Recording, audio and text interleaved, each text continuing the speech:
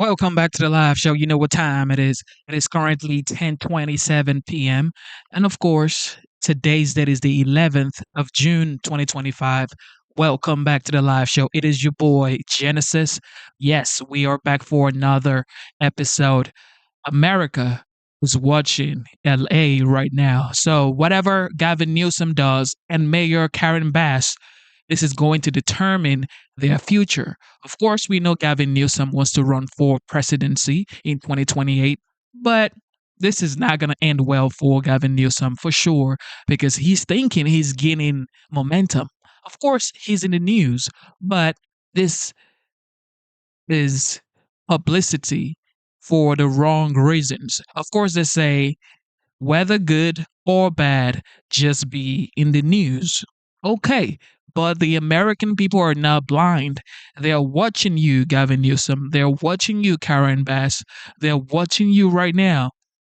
The things that you say and how you uphold your responsibility for your people living in California, it's going to matter a lot in 2028, which, of course, in my opinion, you're never going to win 2028 anyway, because we have JD Vance, we have Marco Rubio, we have Ron DeSantis. Matter of fact, I don't think head to head, Ron DeSantis against Gavin Newsom, I don't think Gavin Newsom can even beat Ron DeSantis.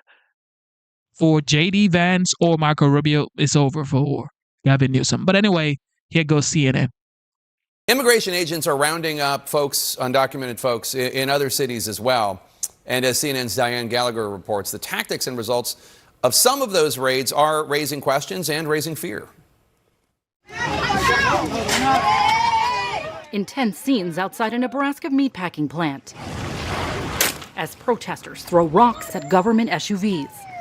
Dozens of workers crammed into white buses. A surprise immigration raid at Glen Valley meatpacking plant in South Omaha, as seen on this edited video provided by Immigration and Customs Enforcement. CNN has not reviewed the raw footage, but this does show a coordinated effort that employees say happened during a morning meeting. Well, they just came in and said that it was a raid and we had to get everybody out of production. And I just went inside production and told everybody, hey, immigration is here, start running. So they just started hiding everywhere. And then they found everyone. Scanning faces, checking fingerprints, and demanding ID. So they guarded me to my car and I showed them my ID. And that's when they were putting these bracelets to identify you if you were a U.S. citizen or not. And then they did let me go. ICE telling CNN it was, quote, executing a federal search warrant at Glen Valley Foods into the large-scale employment of aliens without legal work authorization. Adding that during the raid, an undocumented man from Honduras, quote, brandished a weapon and assaulted federal agents and officers. More than 70 people in total were detained. The state's Republican governor issuing a statement supporting federal partners, while local officials tried to ease the community's concern. This does impact our community and it does create fear. My community is being terrorized by immigration raids at this moment. Douglas County Commissioner Roger Garcia says the human impact is wide-reaching. It's a tight-knit community here in South Omaha specifically. Touching even his own family. His wife's aunt is detained. She's been here for at least a couple decades, if not longer. She's raised family here. Republican Congressman Don Bacon's office says ICE verified that Glen Valley Foods complied with E-Verify 100% and is a victim in this as well. DHS says this was the largest worksite immigration operation in Nebraska under this Trump administration. The people united will never be defeated. The chilling effect of one big raid and rumors of more already being felt in Omaha. A typical normal day with thriving culture and people is now in fear, and many have closed down shop for now. Diane Gallagher, CNN. Our thanks to Diane Gallagher for that report. The company that operates the plant in Omaha released a statement saying, in part, quote, we are strongly to following all laws and regulations. Our company has continuously utilized E-Verify as part of our hiring process. That's a process to verify that one has legal status before they can be employed. That's what E-Verify is. Our company is not being charged with any crime. We have been 100% cooperative and will be transparent with all communications, regarding or unquote. I was talking to some people who worked in different establishments. I'm not going to say what type or where. They wouldn't want me to do that.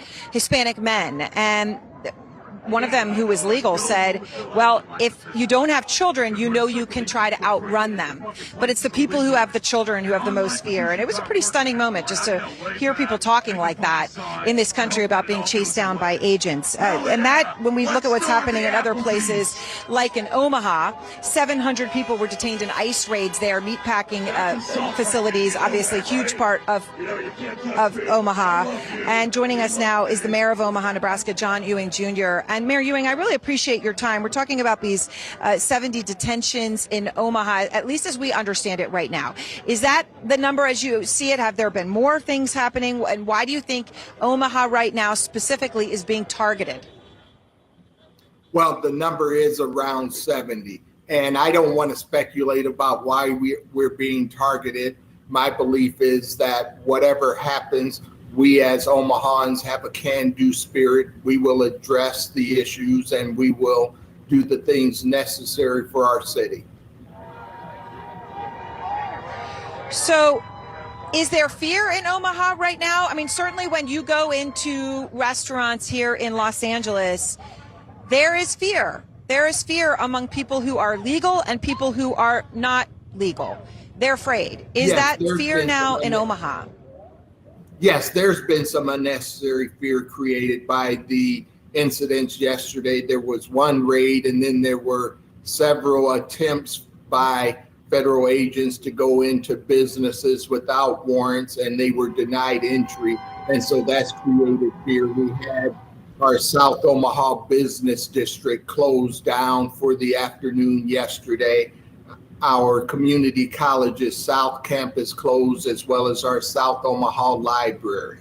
So those are the types of things that keep cities from being as productive as they could be and create a sense of unease in our community and communities across the country. That's quite honestly unnecessary.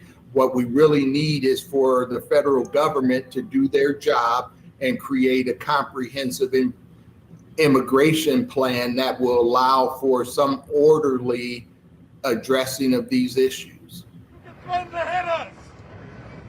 So, Mayor, you were sworn in just 2 days ago, and I think it's important to emphasize to everybody you did so after 25 years with the Omaha Police Department. So you speak from the perspective of understanding law enforcement. I'm just curious, when you look at Omaha and you see what's happening here in Los Angeles, is the situation that you would see in Omaha something that Omaha police would be able to handle, or would you somehow welcome the National Guard being sent into Omaha as well if the president chose to do that? We have an amazing police department.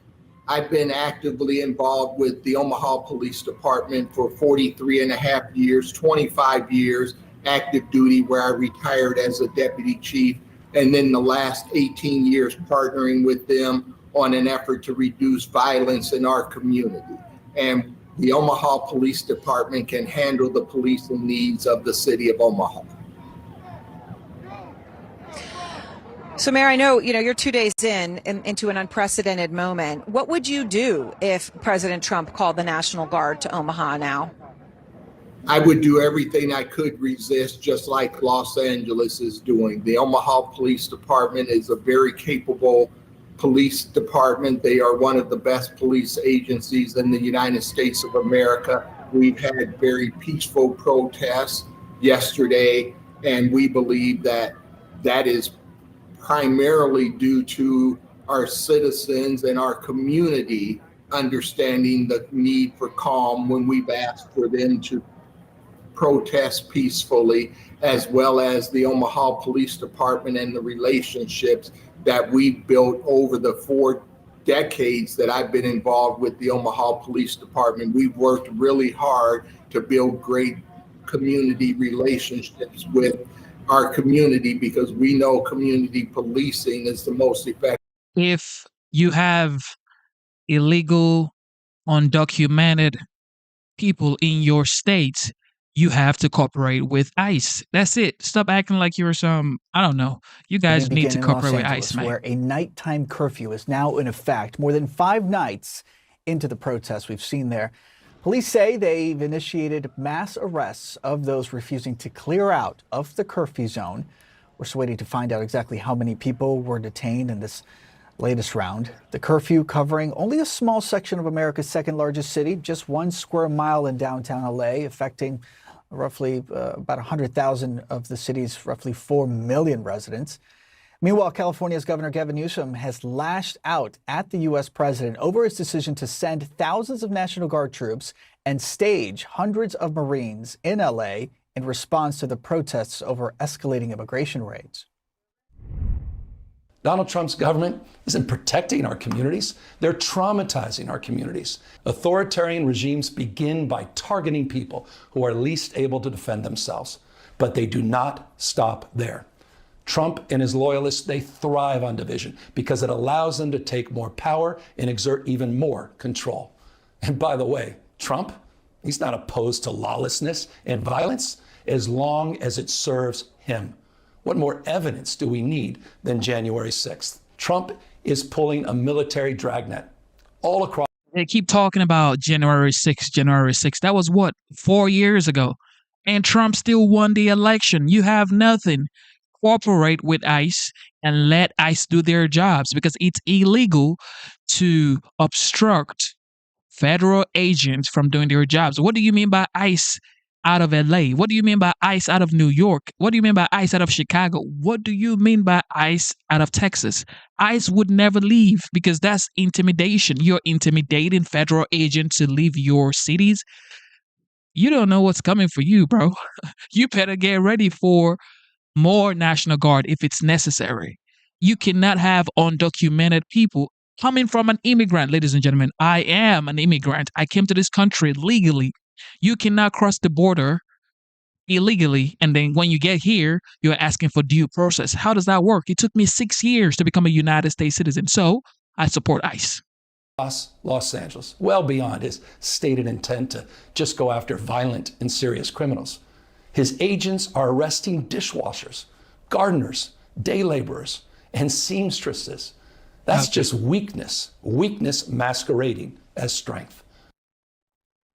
You heard just the latest notable comments from the governor after this heated back and forth that with no end in sight between the two leaders. President Trump on his side, he's claimed that if not for his actions, LA would have burned to the ground, he claims. I want to applaud the courage and the strength of the incredible troops who are right now standing guard to protect federal property and personnel and uphold the supremacy of federal law. That's what they're doing. They're protecting our ICE agents. They're protecting the police in Los Angeles. The state of California has sued the Trump administration over the troop deployment. On Tuesday, a judge denied the state's request to immediately stop the mobilization and then set a hearing for Thursday. Meanwhile, the current curfew will last another 4 hours until 6 a.m. local time, but the mayor says it's likely to kick in again at nightfall and could last several days, she says. The city of Los Angeles is a massive area, 502 square miles. The area of downtown where the curfew will take place is 1 square mile. I think it is important to point this out, not to minimize the vandalism and violence that has taken place there. It has been significant, but it is extremely important to know that what is happening in this 1 square mile is not affecting the city. Some of the imagery of the protests and the violence gives the appearance as though this is a citywide crisis, and it is not. An important reminder, despite what we're hearing from President Trump, the impact on LA has been relatively small and concentrated. CNN's Nick Watt was reporting from downtown LA when the curfew went into effect. Here's what he saw. The police did take their time moving through. They didn't just slam in and start arresting people. They moved pretty slowly. They gave people every opportunity to get out. Some people clearly decided not to, and those are the people that you're seeing right now being arrested by the LAPD. Note LAPD, local law enforcement.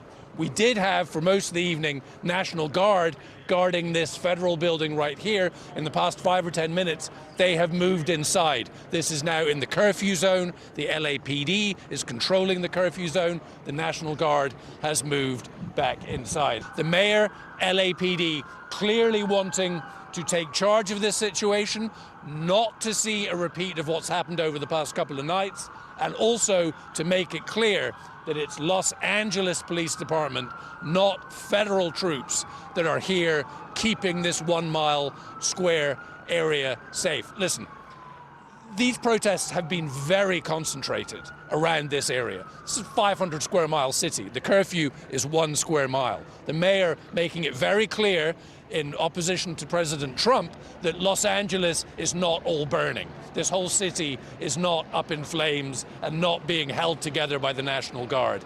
They want to make that clear. This has been a very isolated protest. And this afternoon, maybe 200 people outside the detention center. It was peaceful, people singing songs until that one spark that kicked everything off. Stephanie, what are you seeing where you are? Yeah, good morning, John. It's really worth noting that what happened yesterday started much earlier than what we've seen before, starting in the afternoon before that curfew went into effect at 8 p.m. local time. You guys, do you think that if Trump did not deploy the National Guard, Gavin Newsom and Mayor Karen Bass would have done this? They would not. They would not have done this. They would wait for the entire city to start burning, and then they're going to point at the Oval Office. They're going to point at Trump, and they're going to say, look, this is what you guys voted for. They wanted this to be 2020 all over again. But guess what? This ain't 2020, ladies and gentlemen. This is 2025. And Trump has learned. He's learned his lesson. You take charge as the commander-in-chief. And there was definitely a change in tactic. It seemed like they were out there early, rounding up people. We know dozens of people at this point were arrested starting in the afternoon and going through to the evening. Take a listen to what Mayor Karen Bass had to say about the fact that they were going into a curfew and starting it so early, and it's still in effect right now. Take a listen to her. My message to you is, if you do not live or work in downtown LA, avoid the area. Law enforcement will arrest individuals who break the curfew, and you will be prosecuted. And they were shooting these rubber bullets like this. Yesterday, we just found this on the street out here where we are. And it wasn't just happening here in Los Angeles. It was also spreading to other parts of the region, Orange County and Santa Ana, and of course, spreading out into other cities around the country. But the other thing that's worth noting here, that there were some more ICE raids that happened north of us in Ventura County, and some of the farm communities there. We saw that they were arresting people, bringing them in and detaining them under these ICE actions outside of Los Angeles. To that point, we have a statement from Representative Salud Carvajal, is a Democrat from here in California. He said, in part, these raids are not about public safety. They are about stoking fear. These are not criminals being targeted. They are hardworking people and families who are an essential part of Ventura County. So as we've looked at yet a fifth day of protests and these clashes, I can tell you, getting out here overnight, John, that it is definitely a different tone. Things are shut down. You can see here that they have shut down access to and from the freeway as well, and they're probably going to keep it that through much of the morning. Back to you. All right, Stephanie Elam in Los Angeles. Our thanks to Sarah Seidner as well. With us now, Jonathan Wackrow, CNN law enforcement analyst. So the curfew in effect, I think I'm bad at math, for another 2 hours or so on the ground in Los Angeles. What's your assessment of how it has worked and why, if it has been effective, it has been? Well, good morning, John. And listen, implementing a curfew anytime that you have any type of civil unrest is just another tactical tool that law enforcement can use. And in this instance, that tactical tool of the curfew is really rooted in the city's emergency power, and all with the aim of restoring order. So the LAPD is using this right now to go from the passive position, the passive monitoring that they've been doing over the last 4 days, really into proactive enforcement. Once you start and have this area that is under curfew, again, that's a lawful order. That people who are actively engaged in activity within that area that are do not have a waiver to be in there, like working in the area or living in the area, they are actively ignoring lawful order. So it's easy for law enforcement to identify who is breaking the law and engage in this enforcement. It allows them to be more strategically deployed. Again, when you have the peaceful protesters now removed because they're abiding by the lawful order not to be there, law enforcement can now deploy strategically when movement is noted and the broader groups are limited. So again, this is a tactical tool really with the aim of preventing escalation of violence, looting, arson, etc. And I think that it is working. One of the pictures we saw yesterday, and we saw it because ICE put it out, posted it on social media, was of National Guard troops in a perimeter around what appeared to be ICE agents conducting raids and arrests. That's not what you're looking at the screen right now. But we did see photos of National Guards at ICE apprehensions. If that continues, what will that look like or expands? And is that what you expect the Marines will be doing too? Well, John, let me just take a quick step back here, because these protests, not just in LA, but across the country, are not in response to one single event. They're really triggered by this growing and broader opposition to what you're describing, these enhanced immigration actions and concerns of the militarization of immigration policy.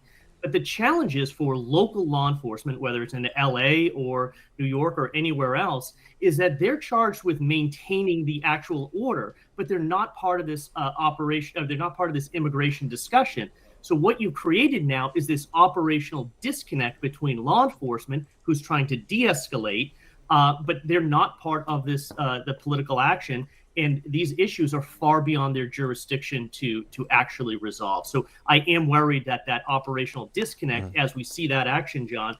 So finally, California leaders are taking charge and doing what they're supposed to have done from the beginning.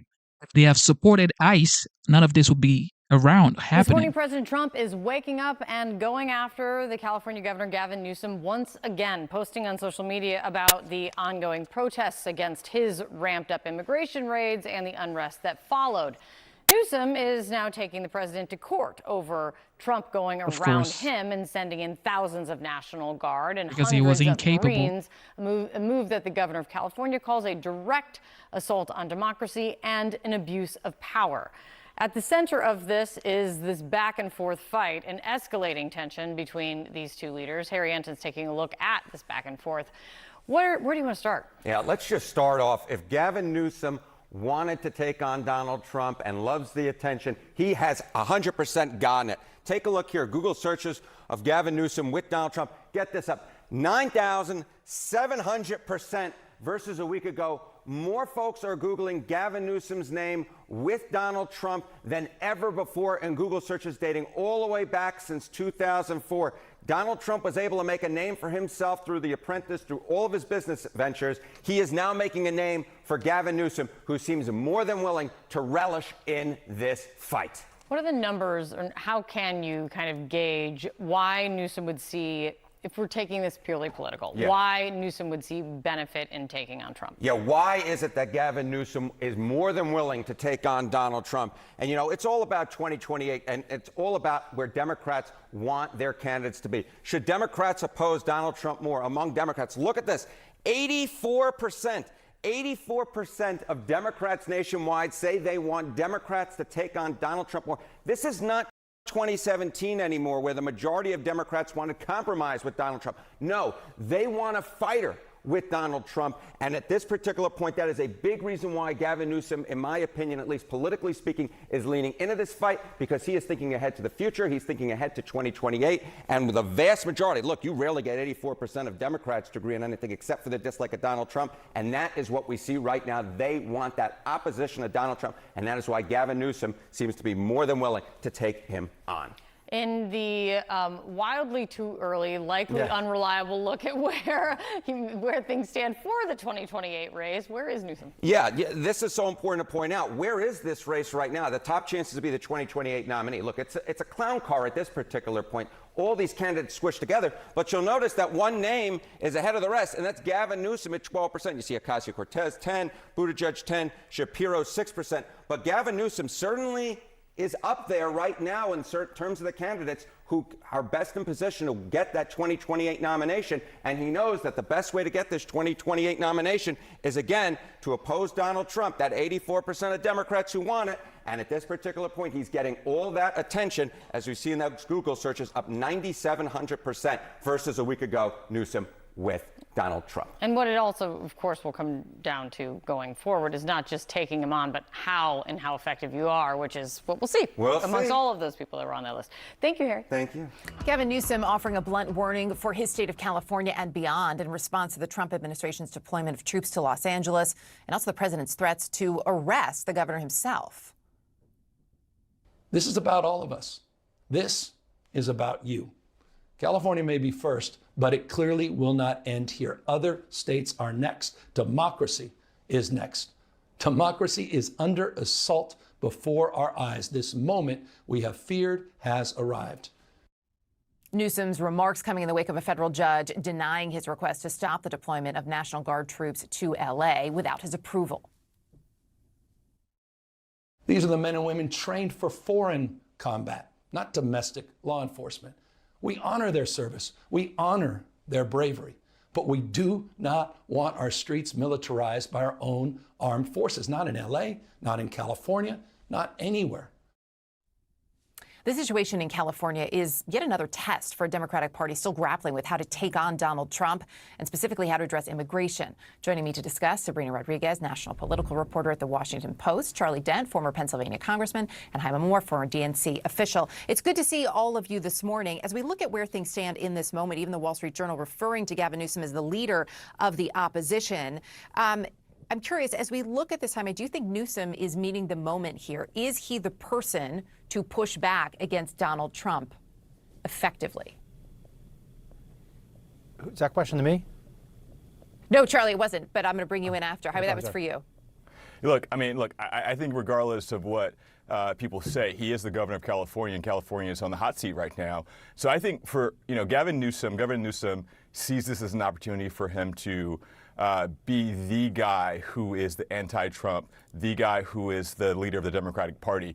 And so I think for a lot of Democrats and a lot of independents, I think they're sick of hearing the politics of it all. They're sick of hearing who's going to be the leader, who's going to be the voice. I think they want effective leadership. This is real life stuff. Immigration, particularly in California right now, is real life. So I think Democrats, instead of looking for a fighter, they want to have a leader who's going to move things forward, not get into petty fights with the president. And yet, Sabrina, we are seeing some of the back and forth, which is not unexpected, of course, in this moment.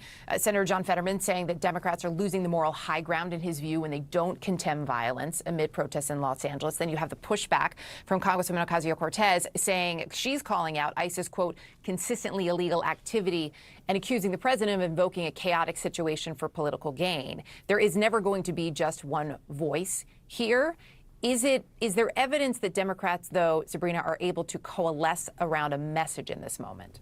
I mean, that's the ongoing struggle for Democrats right now. You see President Trump, this is a fight that he has been itching to have, since he was on the campaign trail last year. He has long targeted, Democratic state governors, particularly Gavin Newsom in California, on the issue of immigration and crime. On the campaign trail, those are two that he spoke about very much, and they're two that polling show Democrats have really struggled with in the last year, and especially with the way that Trump talked about it on the campaign trail and really ramped up voters around this message that he was going to bring law and order and this message that he was going to crack down on immigration. Now it's sort of been hit with reality, and you see these competing narratives, based off of social media, just looking at the difference between, the commentary that's happening on X while you see what's happening on the more liberal platform Blue Sky. I mean, there's two very dueling messages about what is happening in Los Angeles right now. And I think Democrats are grappling with the reality that a lot of folks at home are seeing images of disorder, even if these demonstrations are largely peaceful.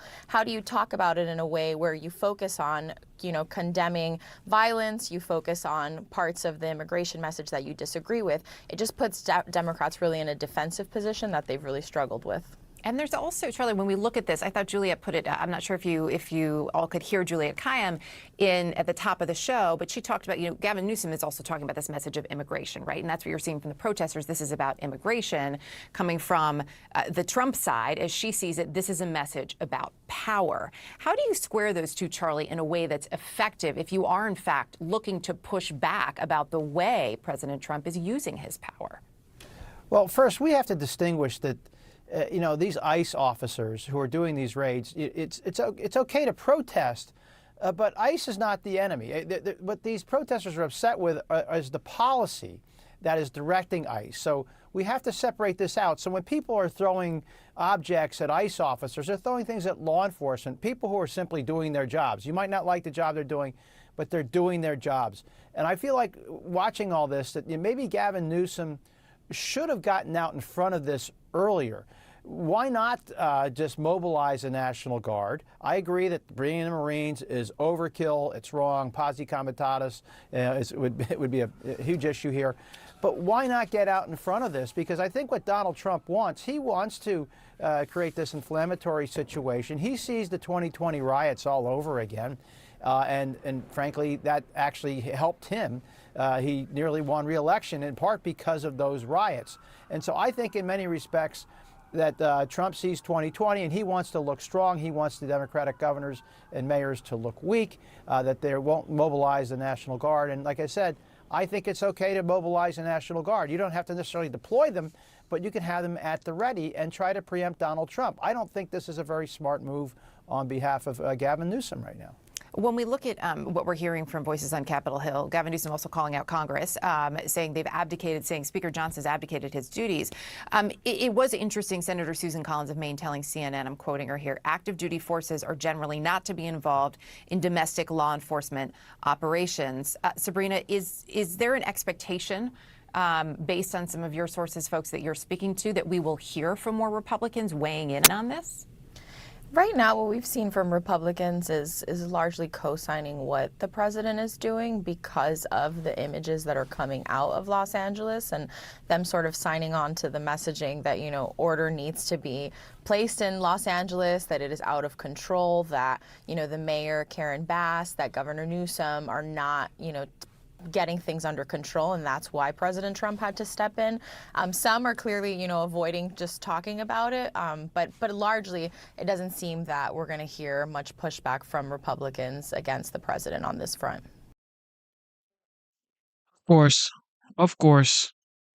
Governor Newsom delivered an impassioned primetime rebuke of President Trump, accusing him of orchestrating a stepped-up assault on democracy and calling on Americans to rise up against authoritarianism. If some of us could be snatched off the streets without a warrant, based only on suspicion or skin color, then none of us are safe. Authoritarian regimes begin by targeting people who are least able to defend themselves, but they do not stop there. Trump and his loyalists, they thrive on division because it allows them to take more power and exert even more control. And by the way, Trump, he's not opposed to lawlessness and violence as long as it serves him. What more evidence do we need than January 6th? This is a president who in just over 140 days has fired government watchdogs that could hold him accountable for corruption and fraud. He's declared a war on culture, on history, on science, on knowledge itself. Databases, quite literally, are vanishing. He's delegitimizing news organizations, and he's assaulting the First Amendment.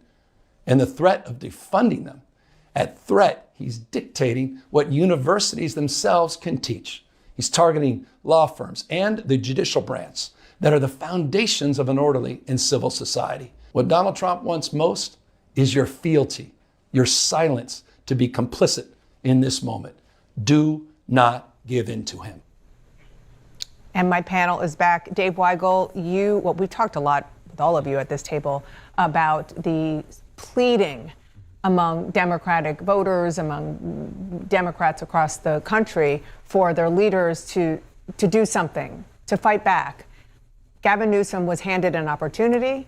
and he's trying to use it to the best of his ability, not just with the content of what he said, but just even the way that he delivered it. It was kind of a state of the state address, speaking directly to camera, to members of the resistance. Yes, and that is exactly what Democrats want to hear. I was in New Jersey and New York the last few days. Man, we're primary in New Democrats, Jersey yesterday, primary coming up in New you York in guys 2 was weeks. so losing This is how they're talking 2028. about Trump universally. The candidates who were scanned as more moderate in these states and the candidates who were scanned as more left-wing.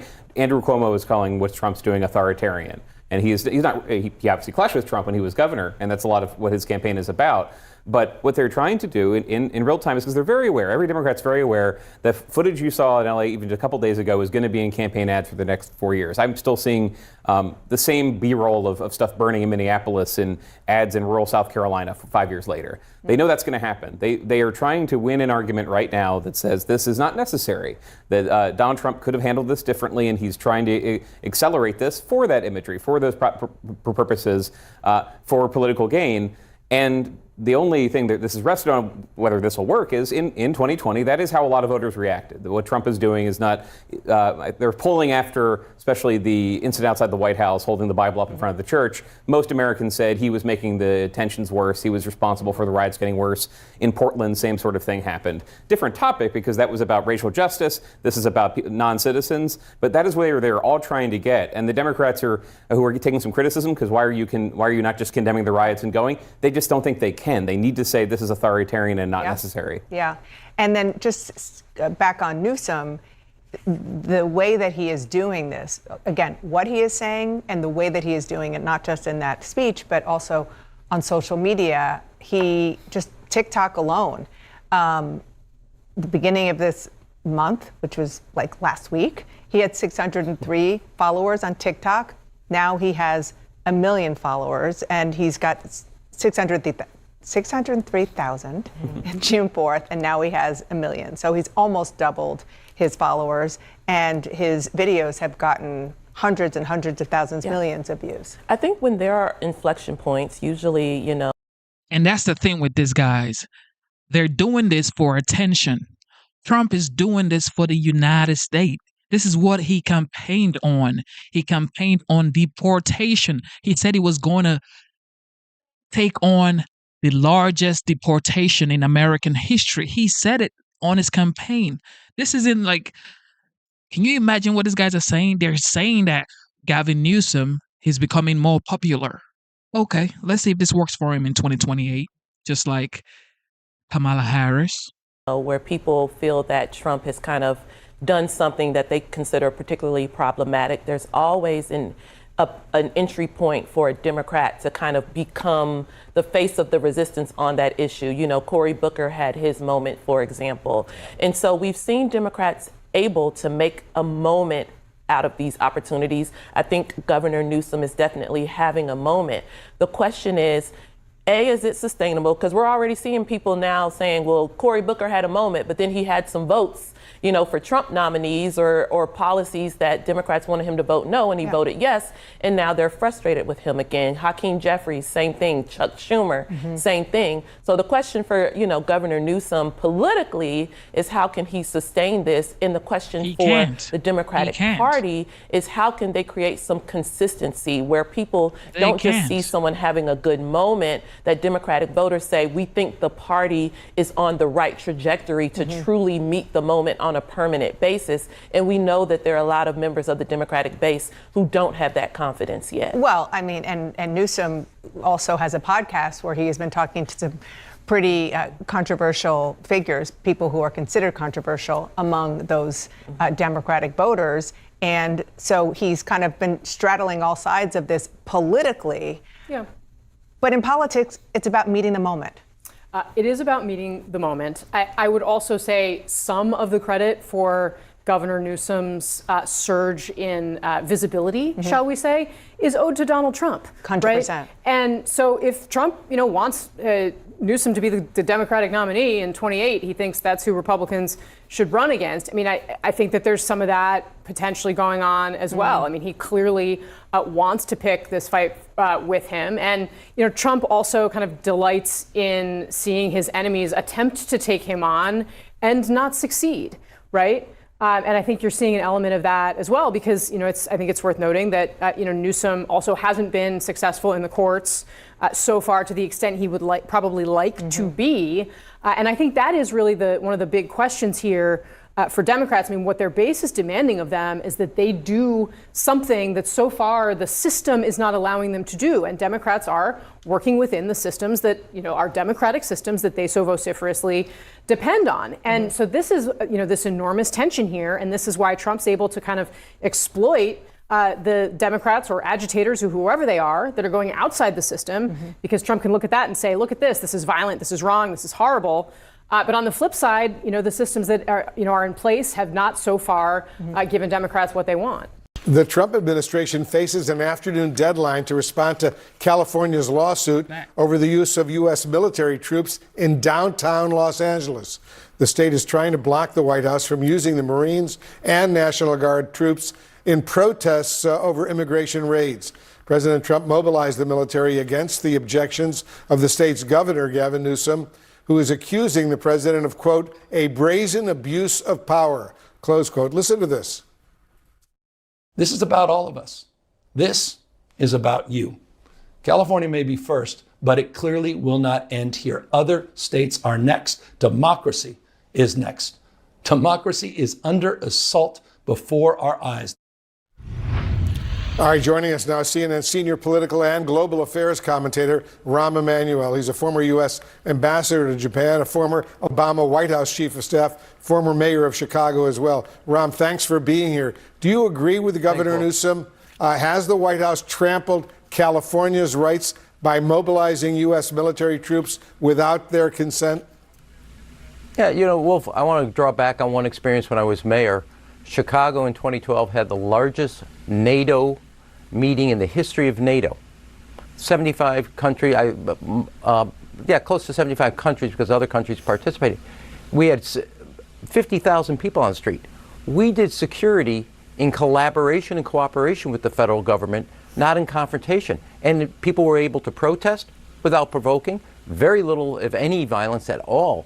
Here, the Trump administration is not trying to cooperate, not trying to collaborate, is trying to confront not the protesters, but also the state government.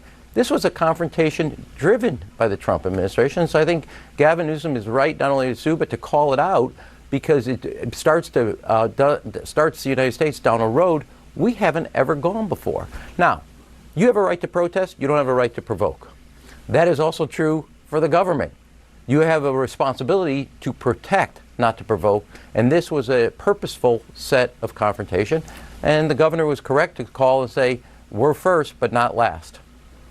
You and I have known each other, Rahm, you and I have known each other for a long time. You know politics well.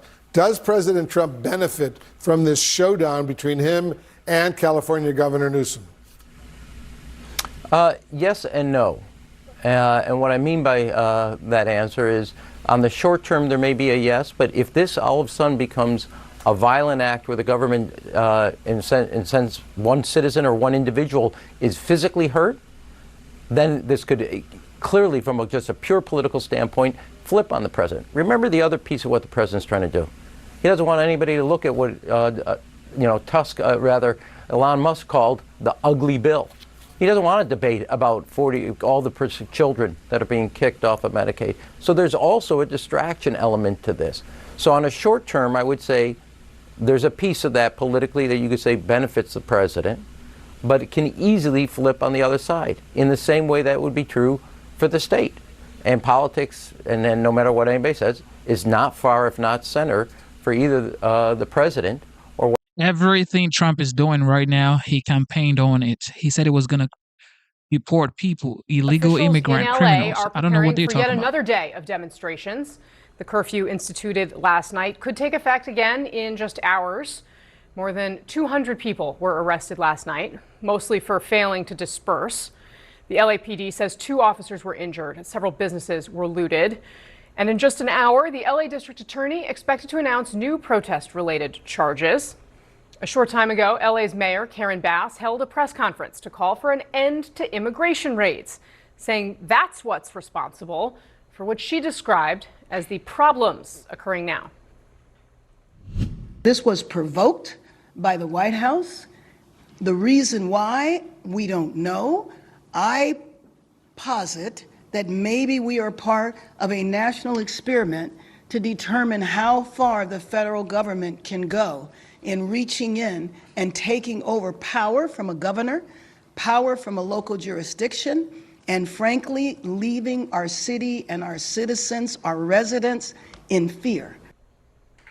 So these protests began in LA, but we're now seeing them spread to more than a dozen cities. And as that plays out, President Trump is defending his decision to federalize the California National Guard. I'm able to do things now that I wouldn't have been able to do because the previous president and presidency was so bad that anybody looks good. I can be stronger on an attack on Los Angeles. Yes. Okay? I think bringing in the National Guard 4 years ago or 8 years ago would have been more difficult. So President Trump made that decision to deploy not just thousands of National Guard troops, but also hundreds of Marines without the consent of California's governor, Gavin Newsom. A military spokesperson confirms to CNN those Marines are still undergoing training and they've not yet hit the streets of LA. Still, Newsom last night cast this decision in sweeping, dramatic terms. This is about all of us. This is about you. California may be first, but it clearly will not end here. Other states are next. Democracy is next. Democracy is under assault before our eyes. This moment we have feared has arrived. Democracy is under assault. That was the same line Kamala Harris used. That was the same line Joe Biden used, and he got dragged out of the race. And you guys put in Kamala Harris, and she got knocked out. Okay, so democracy's on the line. It's not going to work. January 6th, it's not going to work because he still won the election and he campaigned on these things. Support ICE. ICE are federal agents. Support ICE. Stop saying ICE out of LA. But you want illegal, undocumented immigrants in your city, but you don't want ICE in your city. Okay.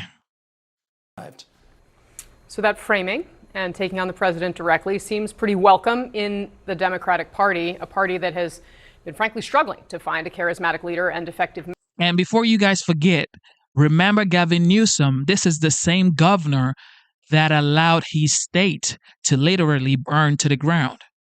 Don't forget, this guy had no water in the fire hydrant. The same guy that had no water in the fire hydrant is telling y'all democracy's on the line.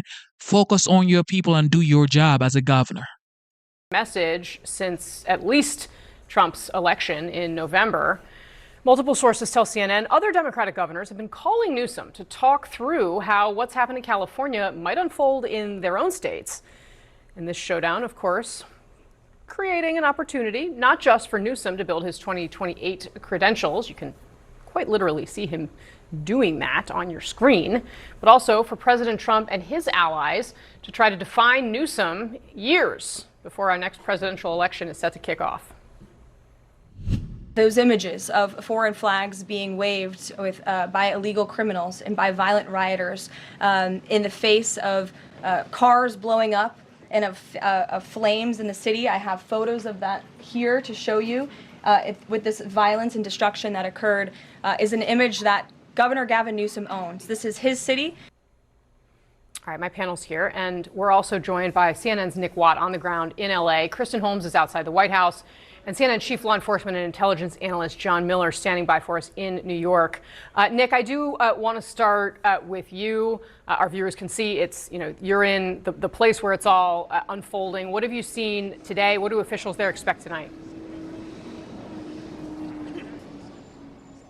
Well, Casey, we are outside the detention center, the federal detention center that has been the focus of the demonstrations. And right now it is pretty chill. I would say a dozen, maybe 24 protesters, very quiet, and National Guardsmen, who you can see here, very different posture from yesterday. There are far fewer of them, and also they do not have their riot shields. Very chill for now, but it is just lunchtime here in LA. Now, what happens tonight? Well, listen, that in part depends on this political standoff that's way above the heads of everybody here. Mayor Bass has said, listen, if the ICE raids continue, if we continue to have federal troops in our streets, then maybe we'll need to continue with the curfew, because her argument is that all of these protests are a reaction to what the federal government is doing. She is blaming them. The feds? She's blaming the government, the federal government, from doing their jobs, for doing their jobs, rather.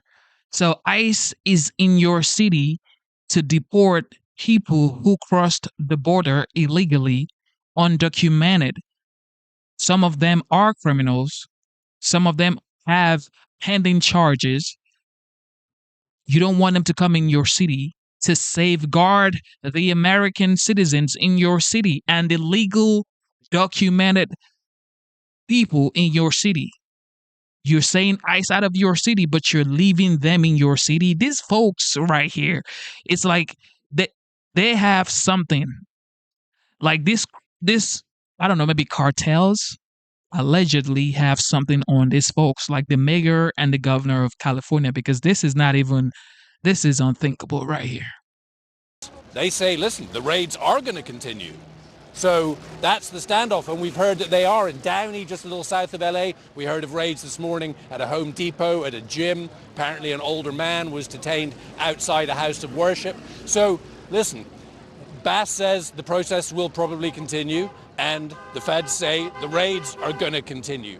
Now, last night, a couple of hundred people were arrested during that curfew for failure to disperse. It was all pretty calm process, I have to say. A couple of other people have been charged with felony issues, throwing Molotov cocktails both here downtown and in Paramount over the past few days. More charges, as you say, are expected to come. And there was a very interesting comment from the mayor of Huntington Park, who spoke this morning. He is a Marine veteran, served in Iraq, and he had a message for the Marines who have been deployed here to LA. He said, remember, when you swore an oath, you didn't swear an oath to a dictator, to a tyrant, or to a president. You swore an oath to the people. That was his message to those troops. We have not seen the Marines out yet so far, and as I say, the National Guard presence today, Casey, is a lot lower than it was yesterday. But listen, it's early. Let's see how it shakes out. If that curfew kicks in again, that'll be 8 p.m. tonight through 6 a.m. again. But right now, very different situation here than there was this time yesterday. Let's see what happens. Casey? Yeah, Nick, I was going to say, when we were speaking to you yesterday, and then also to our colleague Aaron Burnett, things were a lot more active than they look in your live shot right now. I'm sure you'll bring us anything that may unfold in your location as we go through the hour. But Kristen, I want to ask you about the White House. They were asked about Homeland Security Secretary Kristi Noem's request to have the military do some of the arrests of these protesters, which is, of course, not how this typically works. How did they respond? Yeah, and not just, Casey, how it doesn't typically work. There's no real legal authority for that to happen, particularly at this juncture. And the White House, while they do push the envelope, they are aware of where the legal boundaries lie. And that's likely why, or at least in part, why you heard Carolyn Leavitt, when she was asked about this letter, really deflect on that question. Take a listen. I can't speak for the president and what's currently happening on the ground now. And as you know, the president federalized the National Guard under U.S. Code 10, which he has the authority to do. And our United States Marines and the National Guardsmen and women who are on the ground right now are helping to create a peaceful environment for ICE and Border Patrol. Now, just because she did not answer the question about Kristi Noem asking for the military to help with these arrests does not mean that the administration as a whole is not really putting their foot down and doubling down on this idea that the National Guard should be in place. You heard Pete Hegseth saying that they might look into preemptively putting the National Guard in other areas where there are protests. You also heard Pam Bondi, the Attorney General, earlier today saying they're not scared to use escalation in Los Angeles. So as a whole, they have doubled down on this idea that they deserve to be there, that it's the right thing to do to be there. And obviously, we heard Carolyn Leavitt saying the same thing we've heard over and over again, that LA needed them to come in and be this presence in order for them to get to the place they are now. So John Miller, you obviously have so much law enforcement experience here. Can you help us understand how a police force reacts to the idea that the active duty U.S. military would come in and conduct arrests, which is, of course, their responsibility? So, Casey, we are literally in uncharted territory here. And I say uncharted meaning, yes, there have been times, many in the course of history, where a governor has activated the state's, National Guard detachment and said, we have a riot, we have a flood, we have whatever it is where we need that help. And the governor, under Title 32, has the ability to confer a lot of state authorities to them and how they can act. Whereas under Title 10, the president is federalizing them as military. This is where we get into the confusing area. Today, Major General Scott Sherman, who is the head of the Task Force 51 that's being deployed in Los Angeles, said, unlike what the mayor said the other day, which is they're just here to protect federal property and federal buildings, said they will be accompanying agents out on their investigations, on their search warrants, on their arrests, and that they are not performing a law enforcement function, that they are there providing protection for the agencies and their personnel at work and also in the field. Here's the rub with that, Casey, which is if you're providing protection for them and they end up getting in some assault, in some confrontation with a group, if someone is armed and they're there providing protection and they what? They detain somebody. Are they not making an arrest if they have to use force or deadly force or have to shoot somebody? Are they not taking police action? Is that the military in the streets taking police action? That's where we're on very brittle ground here. And I'll tell you exactly what he said. They do not do any arrests. They are, now follow me here, they are strictly here to detain, to wait for law enforcement to come and handle those demonstrators. So once, under our law, once you're not free to go, once you're being detained, you are technically under arrest. So they're waiting for law enforcement to come and charge them. The point is, a lot of lines are being crossed here, and it's irking law enforcement, it's irking the elected officials, and the policy is not quite clear. I support Trump.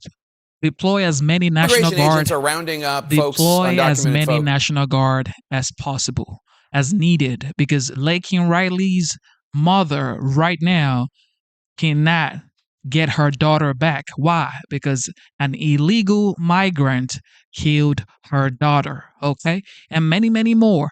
Go talk to angel moms.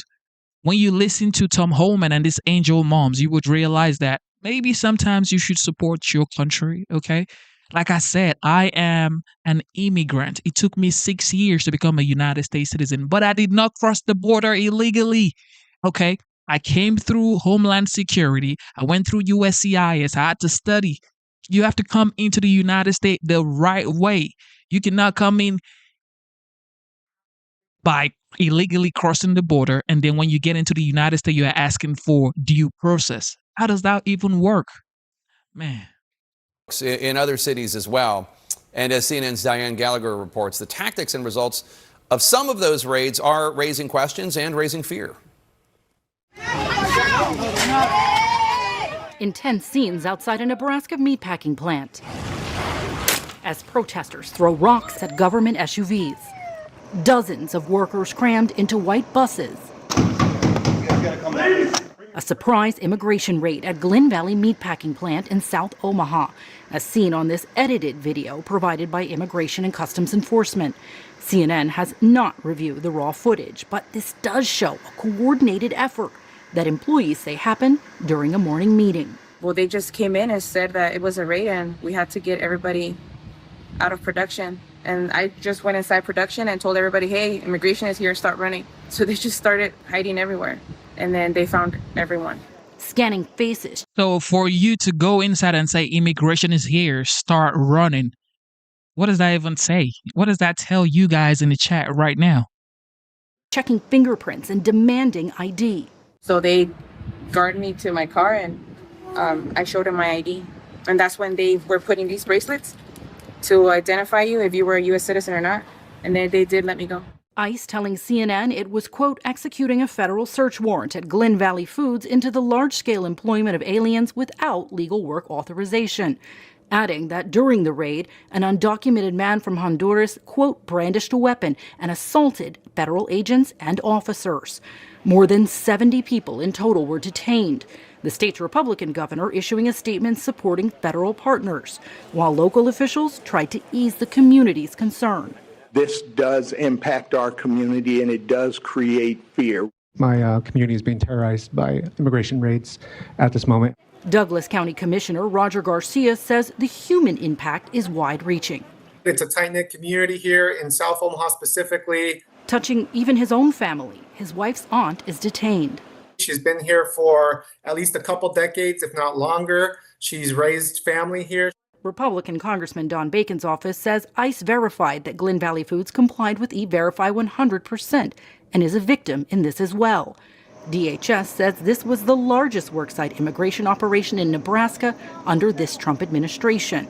The people united will never be defeated. The chilling effect of one big raid and rumors of more already being felt in Omaha.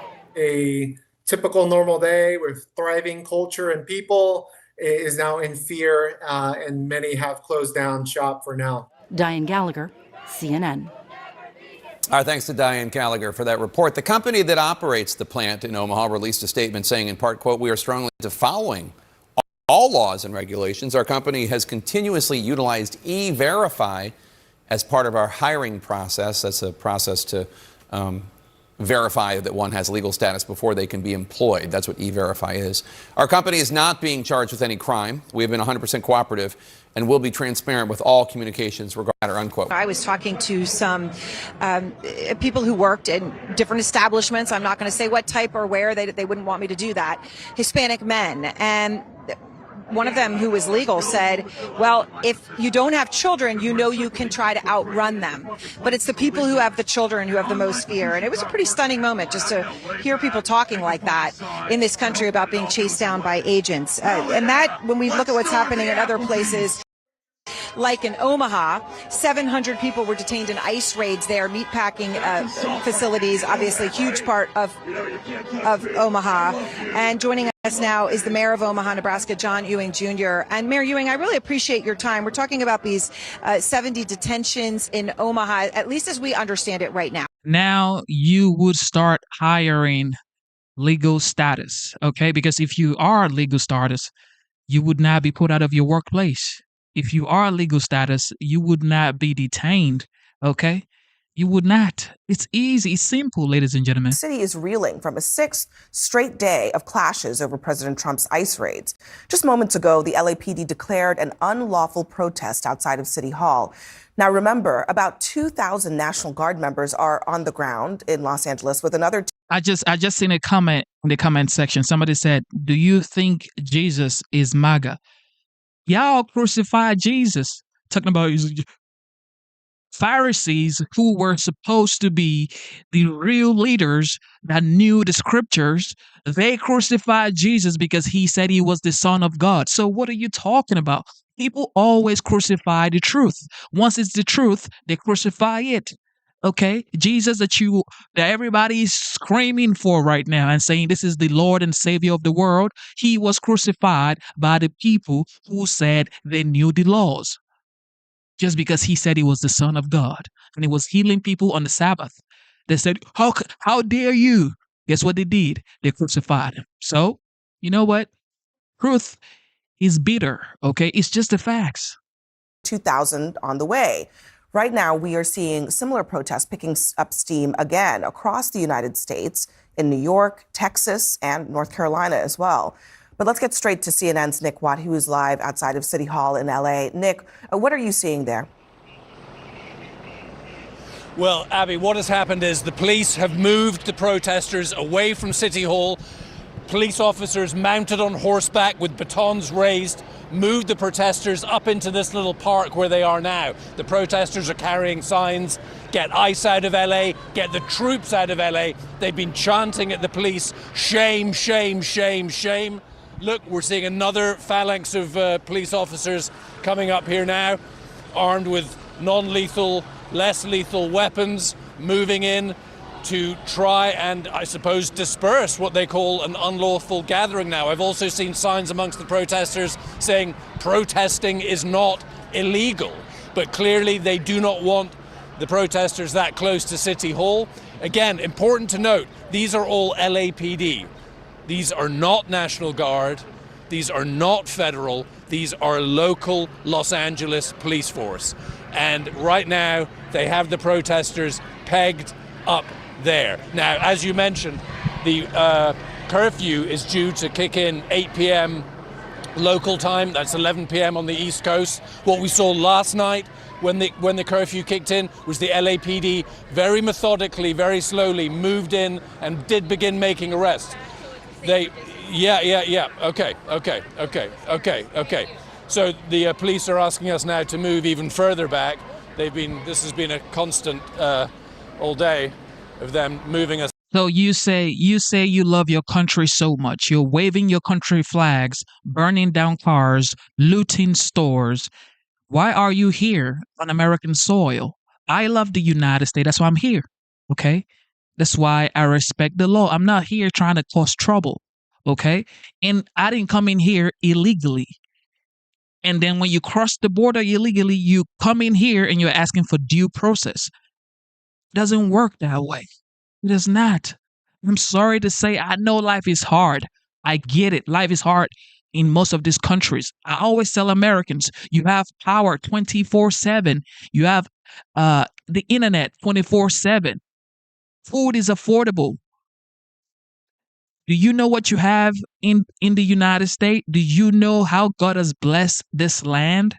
That's why everybody wants to come to the United States. This is the land of the free, home of the brave. This is where everybody wants to come to. I get it. But your first act can never be crossing the border illegally. It just doesn't work that way. And when I spoke about Jesus, listen, open your ears. Pharisees crucified Jesus. Who were the Pharisees? These were the people who knew the laws. These were the law-abiding citizens, right? These were supposed to be the ones fighting for the people.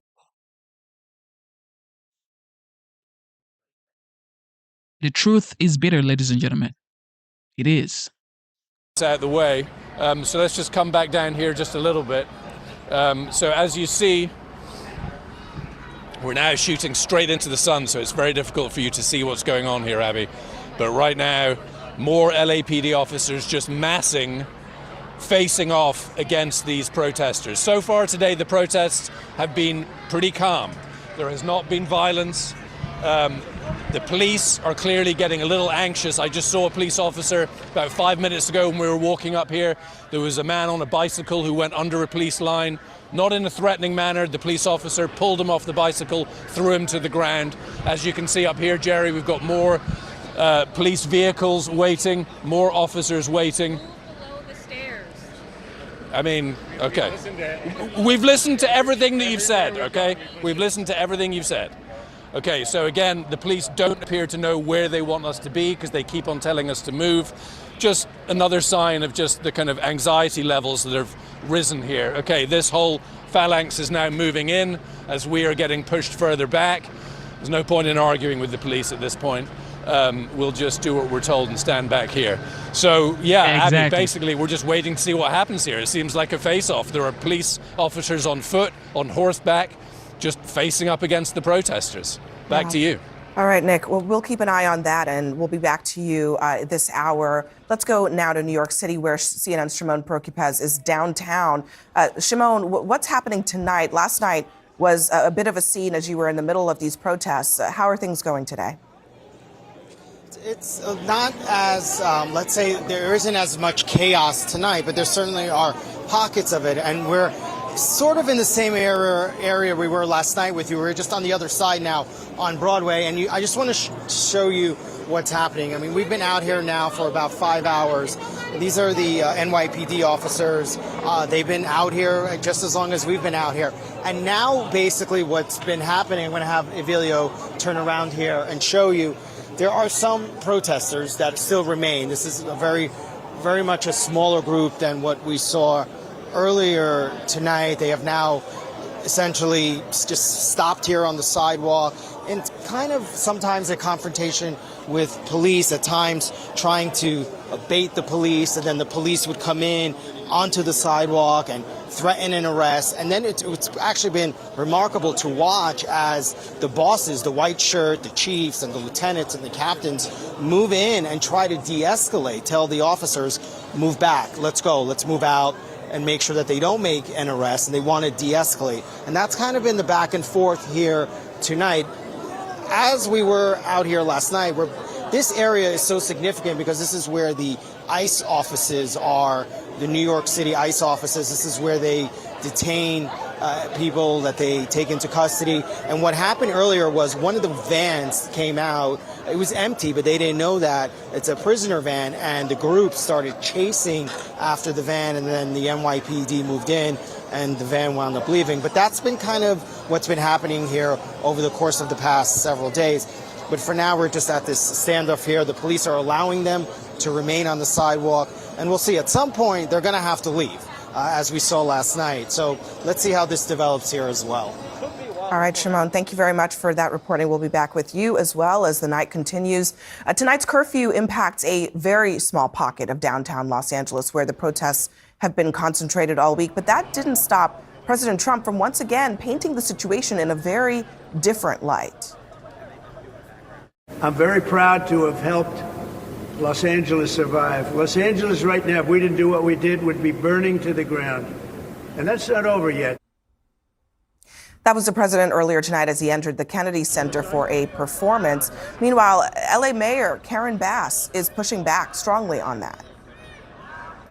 The curfew that we put in place yesterday is about 6 square miles of a city that is 500 square miles. So the portrayal is that all of our cities are in chaos, rioting is happening everywhere, and it is a lie.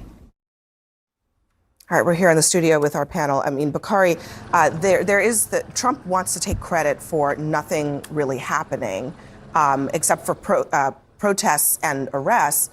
But the reality is that, what's been going on in Los Angeles is largely due to law enforcement. LAPD, they've been doing their jobs. The military is not even there, really. They're not doing anything, according to the police chief who spoke to CNN tonight. I think what you see tonight is a collaborative effort by the NYPD and the LAPD in trying to make sure that they allow these protesters to have their voices heard, that there's no violence, that there's no looting, that they're confined to one particular area. And then when the protest time has reached its maximum conclusion, they go home and disperse. And so in LA, you're talking about since June 6th, there have been 330 non-citizens arrested. Only about 113 people had criminal records. And so the protests that you're hearing, the voices that you're hearing from people are about those mothers or about those children or about those people who make our lives run every single day who are not criminals, because no one will sit up here and tell you that if you committed a crime, you shouldn't be deported, but those individuals who are part of the fabric of our lives. And this is Trump's America. And that's what we're seeing. And one of the things that I want to hear from my Republican colleagues is, look, Trump is talking about ICE raids in Philadelphia next, and Detroit next, and Chicago next. But what about those plants that we know are bringing in illegal immigrants in Arkansas? What about those plants in South Carolina with Governor Henry McMaster, or those agricultural facilities in Brian Kemp's Georgia? I mean, are we really cracking down on immigration or illegal immigration? Or are you trying to pit Americans against each other? Because that's what we're seeing on TV. It's black versus brown. It's immigrant versus citizen. It's East versus West. This is Donald Trump's America, and I think people are fighting back against that. A Republican friend, you want to answer? I'm the friend, Bakari? right? You are the friend. I was just throwing it out there. I didn't know. Well, first of all, when you hear that they're going after these facilities in Georgia and in South Carolina, they're not. Or these farmers or these big corporate farmers, people don't realize that of all the undocumented population in America today, what percent is in agriculture? Do you know that, Bakari? Tell me, educate me. It's 4%. 4%. Not too many. I was going to say 5, but okay. No, I've been in Manhattan here for a couple of days. I don't see any farms here. I don't see any farms in Philadelphia. I don't see any farms in downtown LA. So the concentration of undocumented people are in big cities. They're in Los Angeles. They're in Chicago. And to see President Trump, frankly, he just doesn't trust Gavin Newsom to do a good job. And that's why he sent the National Guard. Well, I don't know that it's, I'm sure he doesn't trust Gavin Newsom, but it also seems like an attempt to make California into a symbol of an attempt to kind of go after the liberal establishment. Yes. But this is a pattern we have seen over and over and over again. Let's go Okay, after here we go. Harvard. Let's go after blue city, blue state, where basically he's saying he doesn't trust the LAPD. Let's be very clear. And I think they did having. The LAPD said, thank God the National Guard was deployed. So next. Been in LA during the '92 riots, they did an excellent job. I think he doesn't last trust night. Gavin Newsom, Karen. Well, he just, you can have that opinion, but Right. now I'm going to say my opinion, which is I think it's important to remember part of the reason that we're here, to what Bakari was saying, is because Donald Trump misled the American people. He said during the campaign it was going to be about violent criminals. No, I disagree with that completely. I disagree Let me with that finish. completely. We're seeing people come out all over the country. We saw a group of, frankly, Trump folks when a waitress in Minnesota, who was part of the community, been there for 15 years, be taken in by ICE, and the community said, wait a second, she's not a violent criminal. She's here. How is that Trump? But that's what he said. He I think told those us one protesters thing, should be in and he Washington. said, and he's doing another. They should be in And the if halls they of were- Washington But you know protesting what? the Congress people who haven't done their job. But you know what? How about Republicans and Democrats have not done their job. How They're about- throwing rocks at police officers because Congress hasn't done their job. Well, Congress had an opportunity to do the job last year. Who said walk away from the deal? That was Donald That was Trump. an amnesty bill. Man, please. All right, Caroline Leavitt, Shameful. youngest Left-wing radicals press waving secretary foreign flags ever viciously attacked ICE in in the United States. She's smart, very articulate. Let's listen to her. I think she roasted one of this journalists. seen transpire in Los Angeles, California in recent days is shameful. Left-wing radicals waving foreign flags viciously attacked ICE and Border Patrol agents as well as Los Angeles police officers. These criminals injured police, threw rocks at police cars and officers, burned vehicles, shut down freeways, and lobbed Molotov cocktails, all because the Trump administration was removing violent criminal illegal aliens from the city. These attacks were aimed not just at law enforcement, but at American culture and society itself. Rioters burned American flags, chanted "Death to ICE," and spray-painted anti-American slogans on buildings. But President Trump will never allow mob rule to prevail in America. The most basic duty of government is to preserve law and order, and this administration embraces that sacred responsibility. Democrats like Governor Gavin Newsom and Mayor Karen Bass shamefully failed to meet their sworn obligations to their citizens. They didn't have the courage to do the right thing and protect law-abiding Californians from rioters. That's why President Trump deployed the National Guard and mobilized Marines to end the chaos and restore law and order. The mob violence is being stomped out. The criminals responsible will be swiftly brought to justice, and the Trump administration's operations to arrest illegal aliens are continuing unabated. When the initial immigration enforcement actions took place on June 6th, Mayor Bass took to social media to say she was deeply angered by what has taken place. Mayor Bass then embarked on one of the most outrageous campaign of lies this country has ever seen from an elected official, blaming President Trump and brave law enforcement officers for the violence. She accused heroic American immigration and customs enforcement officers targeting illegal alien murderers, rapists, and pedophiles of, quote, sowing terror in communities and disrupting basic principles of safety in our city. Around the same time, Governor Newsom claimed that immigration enforcement actions were causing chaos.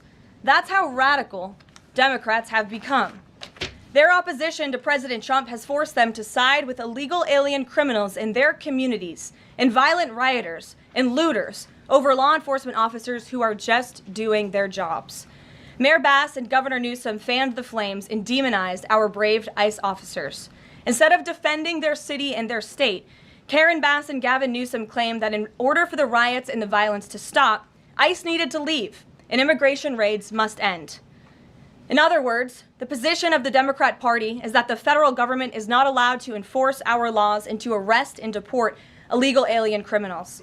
They're attempting to use a violent mob as a weapon against their own constituents to prevent the enforcement of immigration law. This is deeply un-American and morally reprehensible.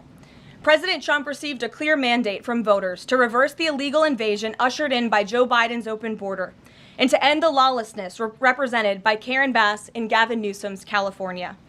President Trump promised to carry out the largest mass deportation campaign in American history, and left-wing riots will not deter him in that effort. Sanctuary cities and states will no longer be allowed to shield illegal criminals from deportation. Just take a look at some of the illegal monsters who were taken off the streets in Los Angeles in recent days. A Vietnamese national, a known gang member with a conviction for second-degree murder. A Mexican national with convictions for child molestation who was armed with a dangerous weapon and had previous arrests for robbery and domestic violence. A Filipino national with convictions of rape, assault, burglary, and theft. A Mexican national convicted of statutory rape, narcotics violations, and hit and run. A Nicaraguan national with convictions for domestic violence and hit and run and a previous arrest for willful cruelty to a child. And an illegal alien from Mexico who was arrested after allegedly throwing a Molotov cocktail at law enforcement officers during the Paramount riots on Saturday. He is now being charged with attempted murder. Law-abiding American citizens do not want these public safety threats living in their communities, no matter what Democrats like Karen Bass and Gavin Newsom may claim. And let this be an unequivocal message to left-wing radicals in other parts of the country who are thinking about copycatting the violence in an effort to stop this administration's mass deportation efforts. You will not succeed. Any lawlessness will only strengthen this president's resolve to defend the majority of Americans who want to live their lives peacefully, free from the fear of violent criminal illegal aliens. As President Trump said, order will be maintained and illegal aliens will be expelled from our country. In economic news, the latest consumer price index inflation report came in today below expectations again. Since President Trump took office, inflation has come in below economics expectations every single month. Core inflation held steady and remains at the lowest level since March of 2021. Wage growth remains strong. The average private sector worker is on track to see their real earnings increase by around $1,200 adjusted for inflation. And prices continue to fall for everyday Americans. Energy prices fell from April to May. Gasoline has fallen each month since President Trump took office, down 12% over the past year. And prices for meat, poultry, eggs, and fish are all down from April to May as well. Under President Trump's strong leadership, America is beating Joe Biden's record-high inflation crisis. And once the One Big Beautiful Bill passes, our economy will boom like never before. This bill is the largest tax cut for middle-class Americans in history. The One Big Beautiful Bill gives a 15% tax cut to working Americans and families. We'll see increased take-home pay of $10,000 per year. The One Big Beautiful Bill expands the child tax credit to $2,500 for more than 40 million American families with children. And the One Big Beautiful Bill cuts taxes for overtime workers, saving them nearly $2,000 per year, and ends taxes on tips, saving tipped workers nearly $2,000 per year as well. All of these provisions are broadly popular with an overwhelming support from the American people. We need Republicans in Congress to finish the job and send the One Big Beautiful Bill back to President Trump's desk for his signature as soon as possible. With that, we'll get to questions. I'm sure you have many of them today. Here in our new media seat is Elizabeth Mitchell, the White House correspondent for the Daily Signal, who's not afforded a seat in this room, but today she is. Thank you, Elizabeth. Thank you so much, Caroline. I have two questions, if that's okay. First, a few Republicans on Capitol Hill are suggesting that President Trump scale back deportations, even as ICE is reportedly gearing up for raids in 5 more Democrat-led areas. Would anything dissuade President Trump, and would he consider sending in Marines if anti-ICE violence occurs in these cities? Well, I think I may have just answered both of your questions with my opening monologue. The Trump administration is going to continue the mass deportation effort that the president promised the American public. Many of you were at those rallies in cities and communities across the country when the president spoke about his commitment to removing violent illegal criminals and anyone who has broken our nation's immigration laws from American communities. And God bless our ICE and Border Patrol who are working hard on that effort. This administration is going to continue that. And it's part of the reason we do need the One Big Beautiful Bill to pass as well, may I add, because the bill provides funding to hire more ICE agents and Border Patrol agents, more personnel on the ground to conduct this important public safety work. Thank you. And on another topic, President Trump has indicated that aides to former President Biden who used the auto pen to sign major orders and pardons should be investigated for potential crimes. Does he think that Biden allowing or at least being negligently unaware of this activity was an impeachable offense? I haven't heard the president address whether it's an impeachable offense, but it could perhaps be a criminal offense, especially on behalf of staffers who may have been utilizing the president's signature without his authority or consent. I understand that Republicans on the Hill are moving in the right direction to call attention to this and to bring in some former White House staffers who clearly knew more than they ever shared and never addressed with the American public. And so we look forward to seeing where this investigation continues, and I know the Department of Justice is also looking into the matter as well. Alex, good to see you today. Good to see you, Caroline. Thank you. You mentioned foreign flags being flown during these protests. There are protest activities being organized for this weekend. Part of it are Democrats saying they want to reclaim the American flag. It's also being titled No King's Day. Does the president see himself as a king, and does the White House expect to see American flags being flown during these protests this weekend? The president views himself as the president of the United States of America. This is a constitutional republic, and we want to see all of our citizens be proud of the country in which they are given the privilege and the blessing to live. And I think that those images of foreign flags being waved with, by illegal criminals and by violent rioters in the face of cars blowing up and of flames in the city. I have photos of that here to show you. With this violence and destruction that occurred is an image that Governor Gavin Newsom owns. This is his city, and President Trump saw these images and he said that is not going to be accepted or tolerated, and hence why he deployed the National Guard and United States Marines who have helped to quell that violence. If I can ask another. Sure.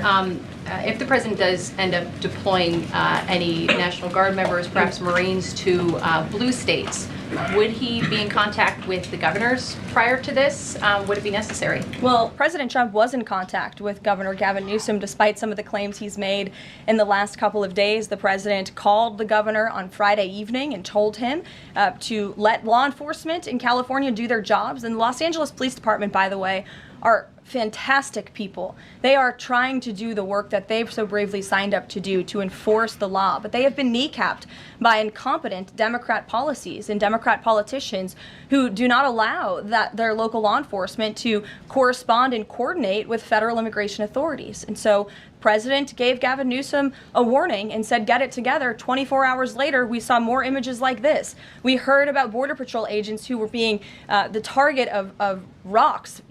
These illegal criminals were throwing rocks at our Border Patrol and ICE agents, and so the president made the decision to federalize California's National Guard. Stephanie. Thank you. Two questions on the China trade deal, if I may. Sure. First, will the president formally sign the trade deal, and if so, when? Secretary Lutnick sort of alluded to the fact that it might be in a couple of days, but I'm curious if you have anything more specific to read out. Sure. I do have more specifics for you. I spoke to the president about this. He spoke to his trade team, who did a fantastic job negotiating this on behalf of the United States and meeting with their Chinese counterparts. The president is talking to them about the details of it now, but what the president heard, he liked. China has agreed to open their markets to the United States separately of this deal, and when it comes to this deal, we're going back to the terms that were agreed upon in Geneva for the release of some of those critical minerals and the magnets from China to the United States, and we have agreed to fully comply with the Geneva Agreement as well. So the president is reviewing the details of that with his trade team now, and you'll hear more from him, I'm sure. And then the second question, on tariffs, Secretary Lutnick suggested that the tariffs would remain unchanged with China. I'm wondering if there's any room for them to negotiate even lower, or if this is the floor. I won't get ahead of any further negotiations. We're in a great place right now, and I would add that this is the result of a lot of hard work from the president and his team, and the president has a good and respectful relationship with President Xi, and as you know, they had a direct conversation which led to this success that the president announced on Truth Social this morning. JJ. On North Korea, has the president tried to resume dialogue with Kim Jong-un? There's some reporting that the president sent a letter and tried to give it to Kim Jong-un through some North Korean diplomats through the UN, and they declined to take it and send it to Kim Jong-un. The president remains receptive to correspondence with Kim Jong-un, and he'd like to see the progress that was made at that summit in Singapore, which I know you covered in 2018 during his first term. As for specific correspondence, I'll leave that to the president to answer. Sure. Good afternoon. Yeah, thanks. Back to the trade deal negotiations with China. Jimmy Lai, as you know, is a pro-democracy advocate, Catholic, sitting in solitary confinement in Hong Kong as we speak. His family believes he may be close to death. Did his name come up, Jimmy Lai's name come up in these negotiations with China?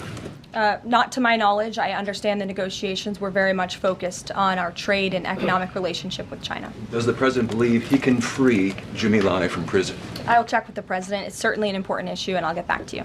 Thanks, Caroline. The president said yesterday that paid insurrectionists were behind or involved in the protests in Los Angeles. Does the White House have any more details about who they believe is paying these protesters? The president spoke about this last night when he returned from Fort Bragg, because frankly the president has a lot of common sense. And if you look at some of the imagery that we have received from the Department of Homeland Security and ICE and law enforcement who are on the ground, you will see boxes and boxes of very professionalized masks and rioting equipment being dropped off for these protesters. So it's a good question the president is raising, and one we are looking into, about who is funding these insurrectionists and these rioters and these protesters and these illegal criminals. And I have updates for you on the numbers, by the way. Since June 6th, there have been 330 illegal aliens that have been arrested as part of these riots in Los Angeles. 113 of those illegal aliens had prior criminal convictions. And overall, and this includes arrests of American citizens, there's been 157 people arrested for assault and obstruction-related charges, including the attempted murder of a police officer with a Molotov cocktail. So who is funding these illegal aliens who are coming in with this very professional riot gear? It's a question everyone in this room who cares about truth should be asking. And we encourage your help in trying to get to the bottom of that question. Indina. Thank you, Caroline. About Elon Musk, he issued an apology this morning. Has the president accepted the apology, or does he think it's too little too late? The president acknowledged the statement that Elon put out this morning, and he is appreciative of it, and we are continuing to focus on the business of the American people. And has the administration started a review of Musk's government contracts, something that the president said he's considering? What do you mean by that? Has the administration started a review of the contracts that Musk and his companies currently have? No efforts have been made on that front as far as I'm aware. Okay. And just one more, if I may, on just everything sort of we've seen so far with the president's response to the LA protests. There is criticism that seems to suggest that the president responded the way he did because it was a deliberate, calculated attempt to sort of shift focus away from his feud with Musk. How would you respond to that? The president responded to the LA riots, condemning the violence from Musk. It's an incredibly disingenuous attack. The president saw images of Border Patrol and ICE agents being hailed with rocks and Molotov cocktails. He saw vehicles being burned to the ground with illegal aliens flying foreign flags, and that's what prompted the president to have this response that has clearly worked, because last night in Los Angeles, you didn't see many of those images. And I would add the governor and the mayor need to actually do more. I know Gavin Newsom had a big address to the nation last night. I guess he thought that's what it was for maybe his future political ambitions, but he spoke a lot of words. We haven't seen action. California has been a mess for years because of the incompetence of Gavin Newsom, so the president was responding to that only. Caitlin. Caroline, two questions for you. Sure. Over the weekend, Secretary Noem sent a memo to the Pentagon asking Secretary Hegseth to have and direct the military that's on the ground in LA to arrest and detain what she said were lawbreakers. Is the president okay with that? And under what authority would the members of the military be able to arrest people inside the United States? I can't speak for a letter that came from the Department of Homeland Security. I can't speak for the president and what's currently happening on the ground now. And as you know, the president federalized the National Guard under U.S. Code 10, which he has the authority to do.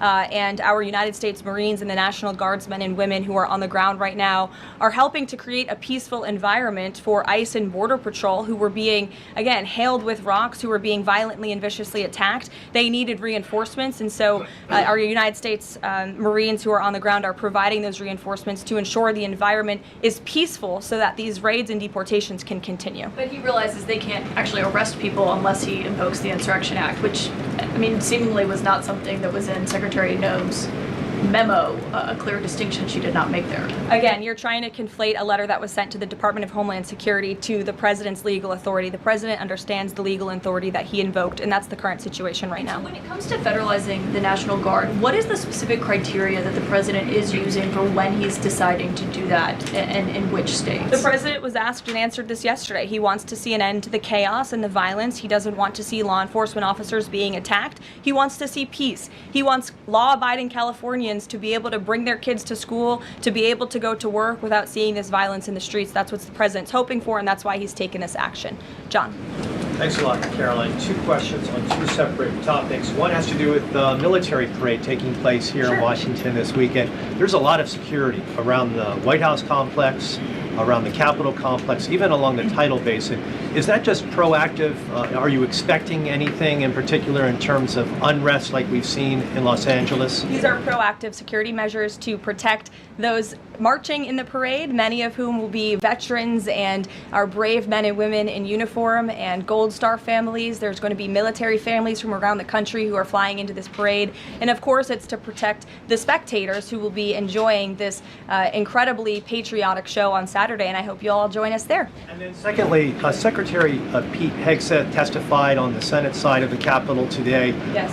And he was asked about America's the administration's view of Vladimir Putin's intentions. And specifically, it was asked whether or not his intentions go beyond, his territorial ambitions go beyond Ukraine. When that question was posed to the chairman of the Joint Chiefs of Staff, General Kane replied that he does believe that his territorial ambitions go beyond Ukraine. But Secretary Hegseth says it's not clear at this point. How does the president view this issue?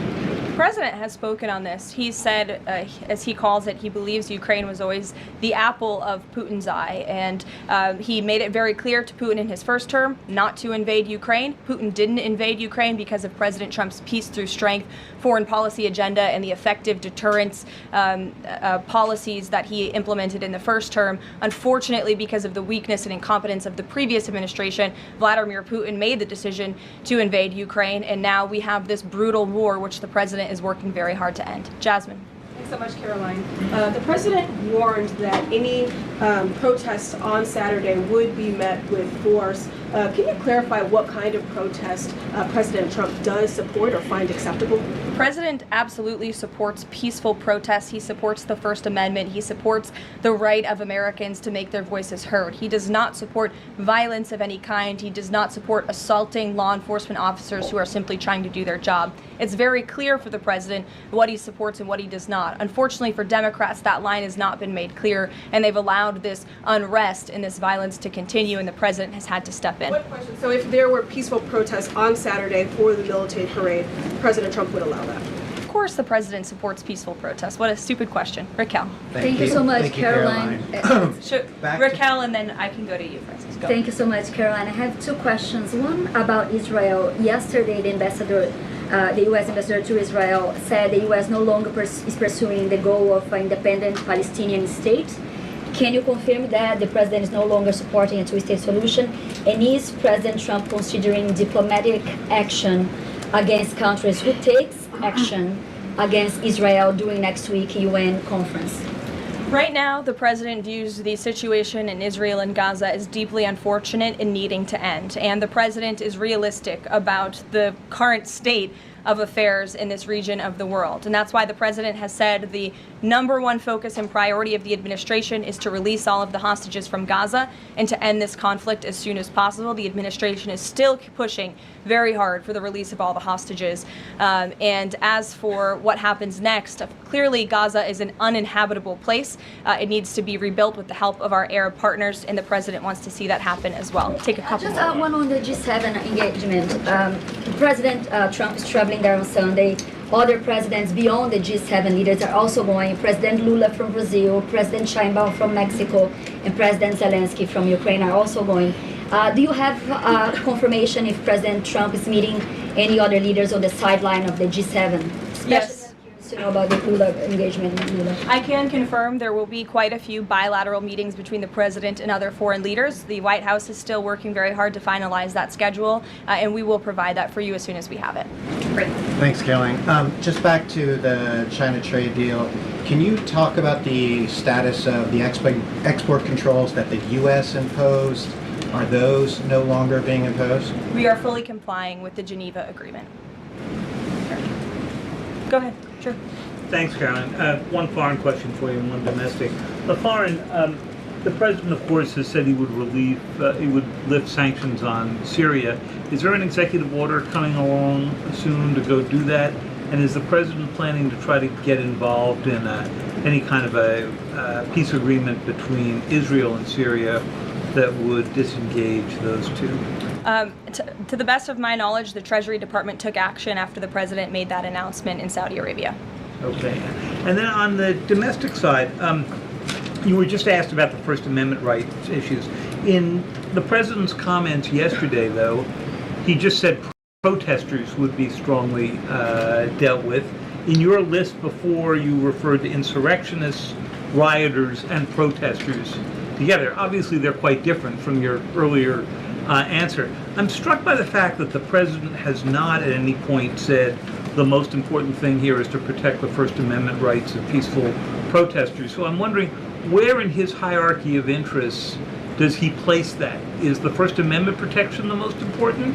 Is stopping violence most important? Why is he not out saying all peaceful protesters will be protected? I think two things can be important at the same time. And the president, as I just answered, supports the right of Americans to peacefully protest. He supports the First Amendment. But that is not the majority of the behavior that we have seen taking place in Los Angeles. We have seen mobs of violent rioters and agitators assaulting law enforcement officers, assaulting our federal immigration authorities. And we have seen, as I said, this goes back to what this administration is trying to do and accomplish, and that's enforcing law and order in our nation's communities. And it's removing public safety threats from communities in Los Angeles. You're saying the majority have not been peaceful, the majority have been violent. I just read for you the arrest numbers. We've arrested nearly 400 illegal aliens alone, just illegal aliens who have been arrested in these riots since June 6th, since they began. Thousands of people on the streets. Yeah, and we've had hundreds of people who have assaulted law enforcement officers. Are you saying that that's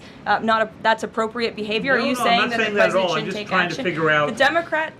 The Democrat governor and the Democrat mayor of Los Angeles have failed their citizens. And the majority of Americans, the majority of Californians do not want to see law enforcement officers being assaulted in the streets. And thankfully, the president took action and stepped in to protect our federal law enforcement agents, to protect federal buildings, to protect the federal mission of deporting illegal criminals off of our streets. And that mission will continue every day as far as we're concerned. Thank you, guys.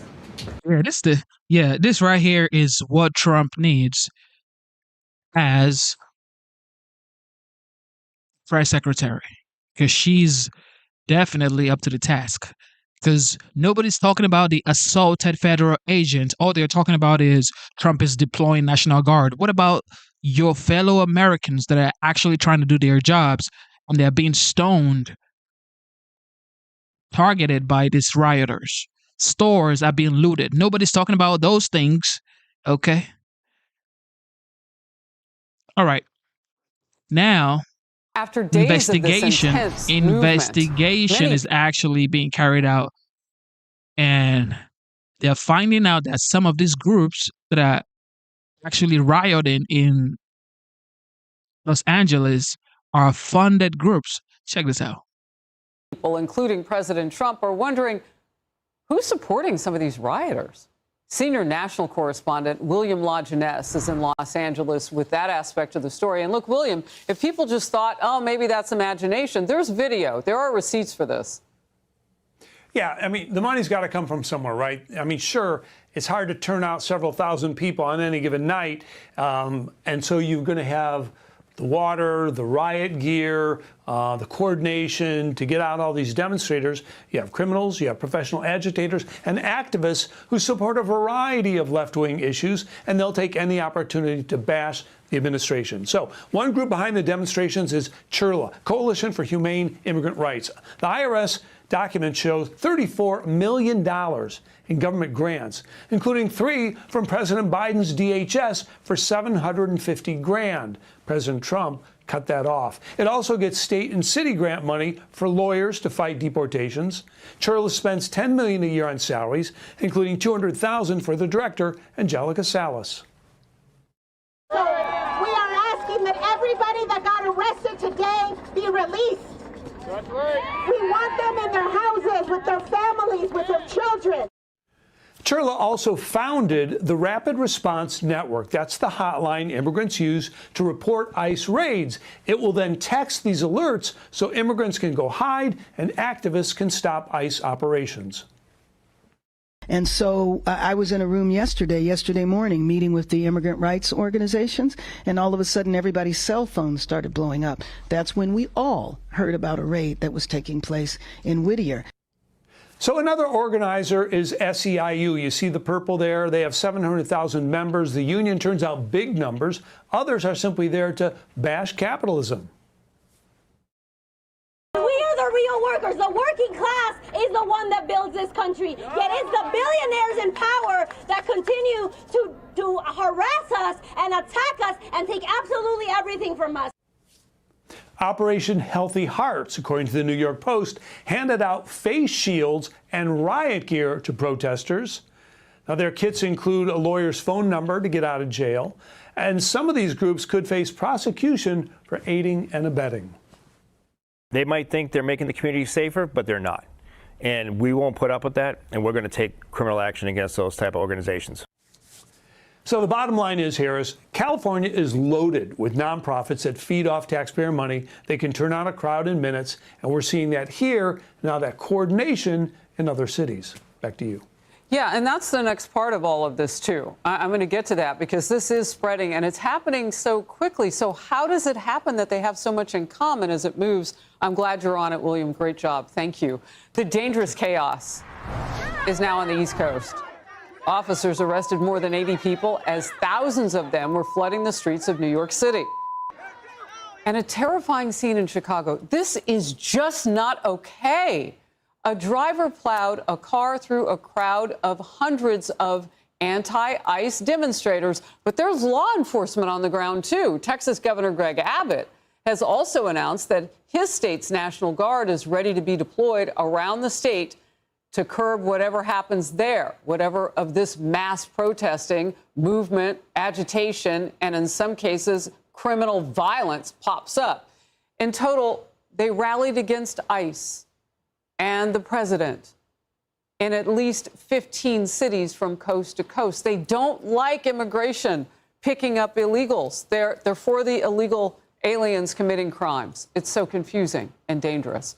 Republican Congressman Andy Biggs of the great state of Arizona, member of the House Oversight and Judiciary Committees, also a candidate for governor of Arizona. Great to see you today. So look, thanks, Harris. This is spreading. I don't know if you could hear William LaJeunesse, but it's got some things about it that would say maybe some of these people are getting some help. What's your idea, or what are you learning on that aspect of it?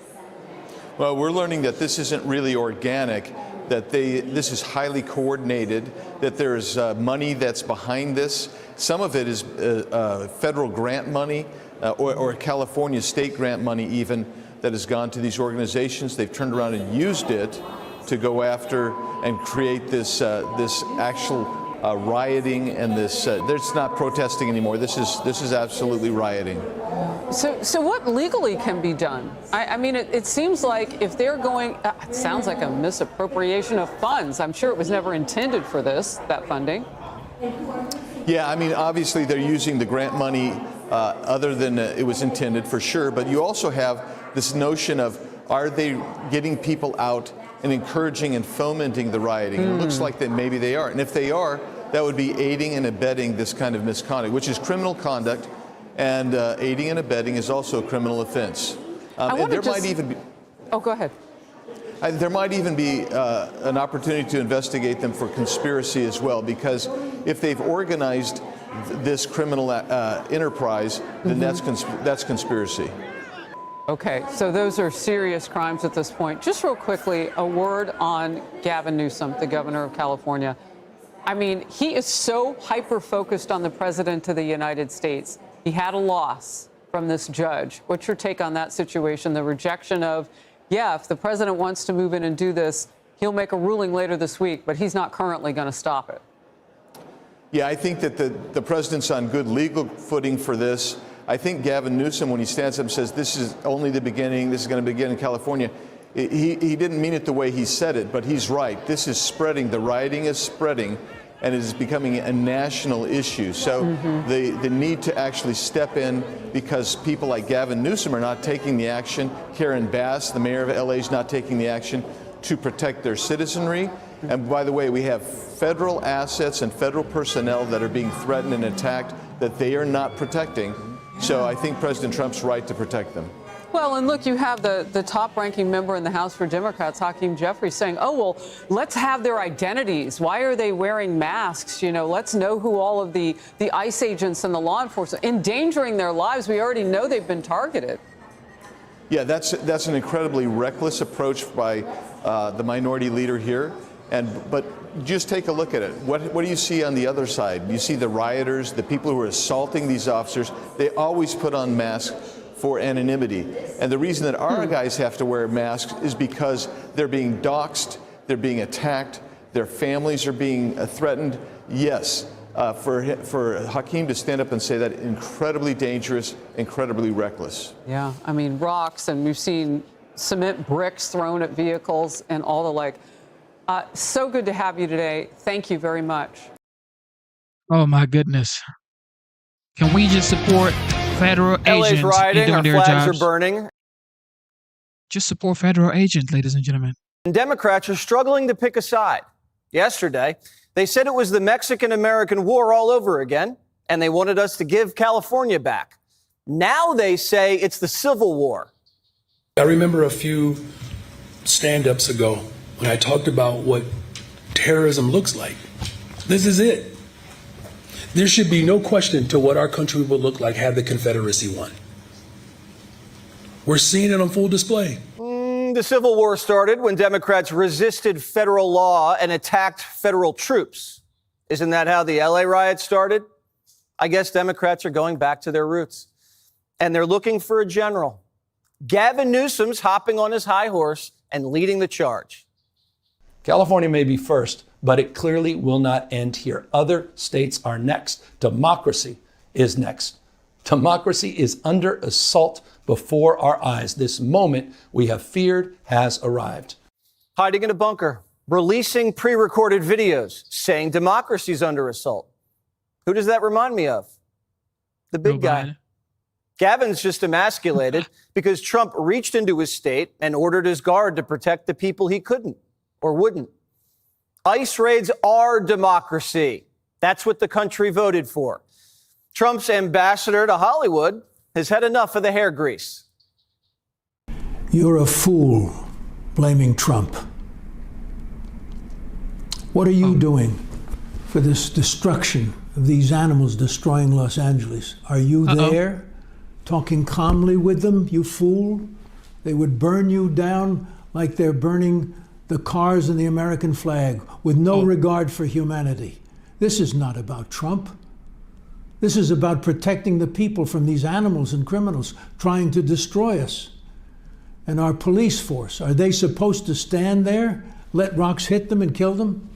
Who's going to save them? You? You're a disgrace. You're nothing but a lying dog for the hopes of becoming the president one day. Gavin whining about democracy is exactly what got Democrats shellacked last year. The dictator hoax didn't fly. What did? Sovereignty. Democrats think they lost because of trans. They really lost because of Biden migrants. The LA riots have nothing to do with Donald Trump. He lives in D.C. He didn't melt Waymos and loot sushi joints. Illegals are firebombing the LA freeway, and Democrats are calling Trump the terrorist. This is absolutely unconscionable, what's going on. I had never thought in my life that I would be seeing this sort of disruption and this sort of terrorism attack on our citizens, on our community. The National Guard's not the one torching cars and waving Mexican flags around on dirt bikes. They called ICE the Gestapo, the police Nazis, and the National Guard terrorists. These politicians are actually firebombing their own party. Trump's the only one doing the job. Are you going to arrest Gavin Newsom? Well, he's not doing a good job. You know, arrest, what does that mean? He's not doing a good job. Charge him? Well, in theory, you could, I guess. You know, it's almost like a dissipation of duty. Nobody's ever seen anything like that. Arrest, what does that mean? Well, it means what they did to him. Trump's not going to give Gavin a mugshot. It would make him the nominee. And Republicans would rather run against AOC. Democrats are letting their cities burn, and they're suing the guy trying to stop it. Gavin thinks if his city burns, he just keeps blaming Trump and his numbers are going to go up. Burn down your own town for likes. That's a new one. Fetterman is now the Democrats' voice of reason. We should have learned the lesson back in 2020. Absolutely, there was righteous outrage over what happened to George Floyd, but that never means that you can support or be quiet if there's destruction or rioting and destroying and looting.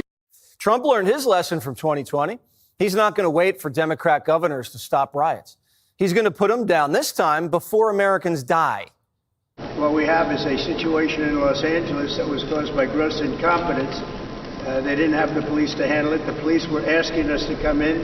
They were very late. We had to go in to save a lot of ICE officers, as you know, who were held up. They were holed up in a building, and they were being attacked. And the military went in. The National Guard went in and got them. The police weren't able, unfortunately, to move fast enough, but we moved fast enough. And while we were there, we stayed there, and we stopped tremendous destruction and death. Maxine Waters, no relation, is telling the National Guard to shoot her in the face. Even CNN was like, seriously? What are you going to do? You going to shoot some kid who's afraid of you and run? You going to shoot an elected official? If you shoot me, you better shoot straight. You then also urge guardsmen not to shoot people. Is yelling at them to shoot straight if they're going to shoot you the right way to show that concern? Well, you know, I don't know, but what I was really trying to do was to get, the attention to the seriousness of what was going on. Maxine Waters just admitted she's doing this all for attention. You're not supposed to say that, Ms. Waters. And the riots have gotten plenty of attention because they're riots. We're all paying attention. And while she has our attention, what's her position on the border or on crime or deportations? CNN doesn't even ask her. Everyone's looking on their phones all day and sees LA up in smoke. MSNBC says it's a cheap fake. The facts are that Los Angeles is calming down, that there are no riots in the streets. The tale of two cities is being told by the media. We know this. We're in this business. But the impact of pictures that people see on their TV tell a story that's not really accurate. I mean, the flames, the cars being burned, the police being thrown, concrete blocks at the police. That's been taken care of by the Los Angeles Police Department. He said there's no riots, and then he listed everything you do in a riot. But he says it's over. But how is it over if we're covering it now for 6 nights? It went from peaceful to mostly peaceful to a riot to no more riot because the LAPD put it down. But didn't they have a lot of help from the National Guard? Yeah, they did. The View says there was never any violence. I spoke to about 5 people that live in LA, that work in LA, and they said that these protests were very, very orderly. They weren't violent, and they occurred in about a 4-block radius. Sunny's sources say there was no violence. Oh, my God. Do her sources have TVs? Late Night says it's the same thing that happens when the Lakers win. There's no riot outside. We have more so-called unrest here when one of our teams wins a championship. But that's not what you're seeing on TV. Someone sets a fire in a garbage can, 12 camera crews go running toward it. Since when does a mayor issue a citywide curfew because someone set a fire in a garbage can? Mayor Baz says her city isn't on fire, but the only way to stop the fire is for ICE to leave. I think that the idea that what is going on here is chaos and we need federal intervention is just not accurate. It doesn't paint an accurate picture of what's going on here at all. And really, what is going to help would be an end to the raids. For a city not to know when, where, how, or why raids take place, you can imagine that the entire population of immigrants is very unsettling.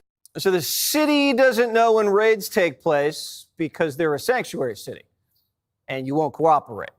Now, if ICE gives you a heads up, the riots would be bigger. They all say we should only deport criminals, but then they won't let us. When illegals get arrested, we ask LA to hold them in jail, and then they release them. Imagine how easy it would be if ICE could just walk into the LA County Jail, pick up the bad hombres, and fly them home. LA is asking for cooperation, and they're the ones not cooperating. Tampon said he didn't want the guard to come into Minneapolis after George Floyd, and in 7 days, the city was burnt to a crisp. Millions of dollars in damage, and citizens dead. Bass was going to pull a tampon and let it burn. And now she wants taxpayers to bail her out. We are 1 year away from the World Cup. This is about beautifying our city and bringing our city together. And so I am calling on business leaders, community leaders, faith leaders to come together downtown in the next few days to talk about how we are going to clean up the city.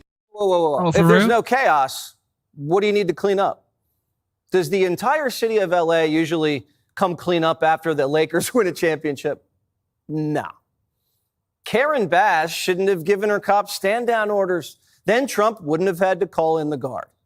And if Trump calling in the National Guard is what causes riots, how are they rioting in Seattle and New York? The Guard isn't even there. But he will call them in if he has to. Most of the country approves. Trump's up 20 points on his Guard move. Look at that. Trump's going to protect cities like women, whether they like it or not. What's the Democrat solution besides burn, baby, burn? Give 20 million illegal citizenship? That's what they want, but most of them are just afraid to say it. Stephen A. smells a red wave.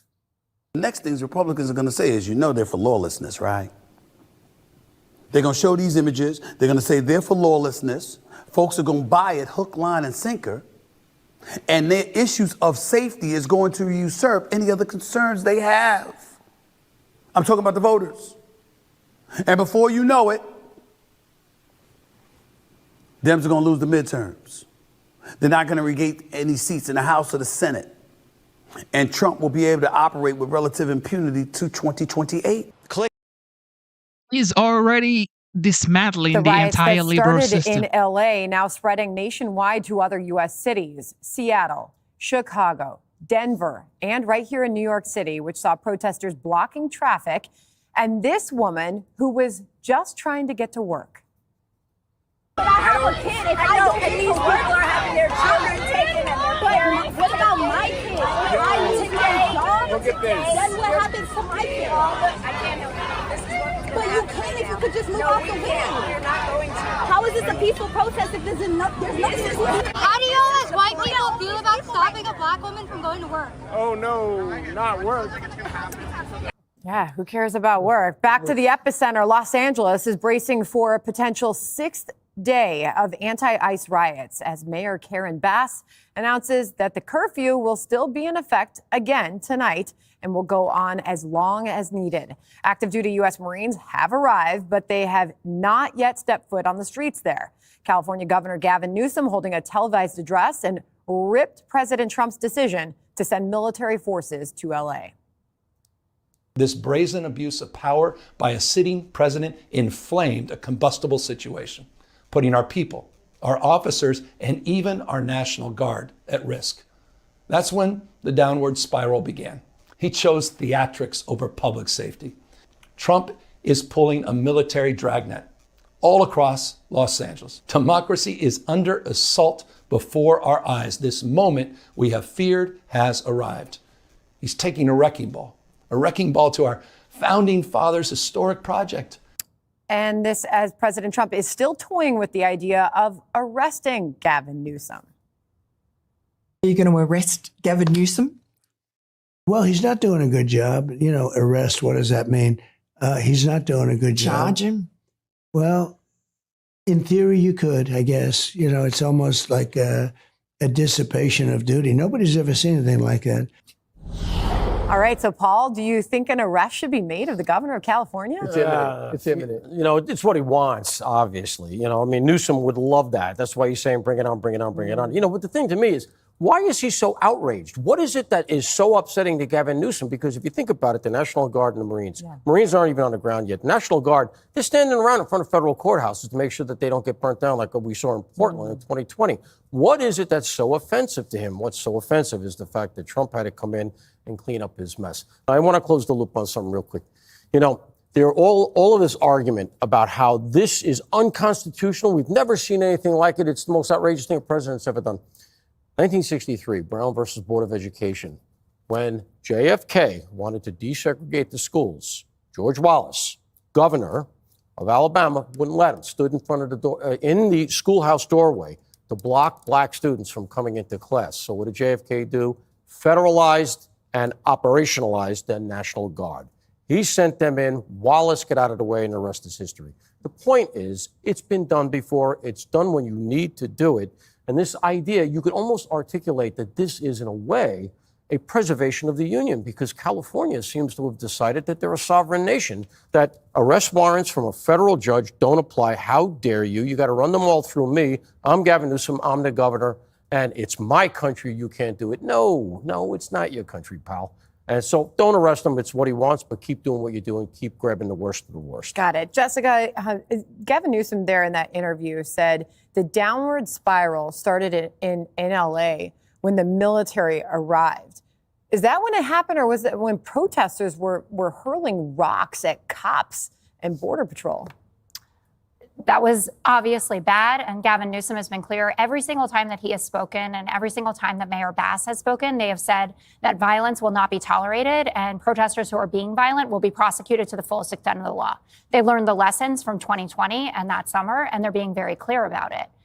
Gavin Newsom's point is a well-taken point, and Donald Trump need only listen to Donald Trump from 2020 to know that he is overstepping his authority. He sits down with George Stephanopoulos and says, I can't use the National Guard without the governor's permission. That's what Gavin Newsom is saying.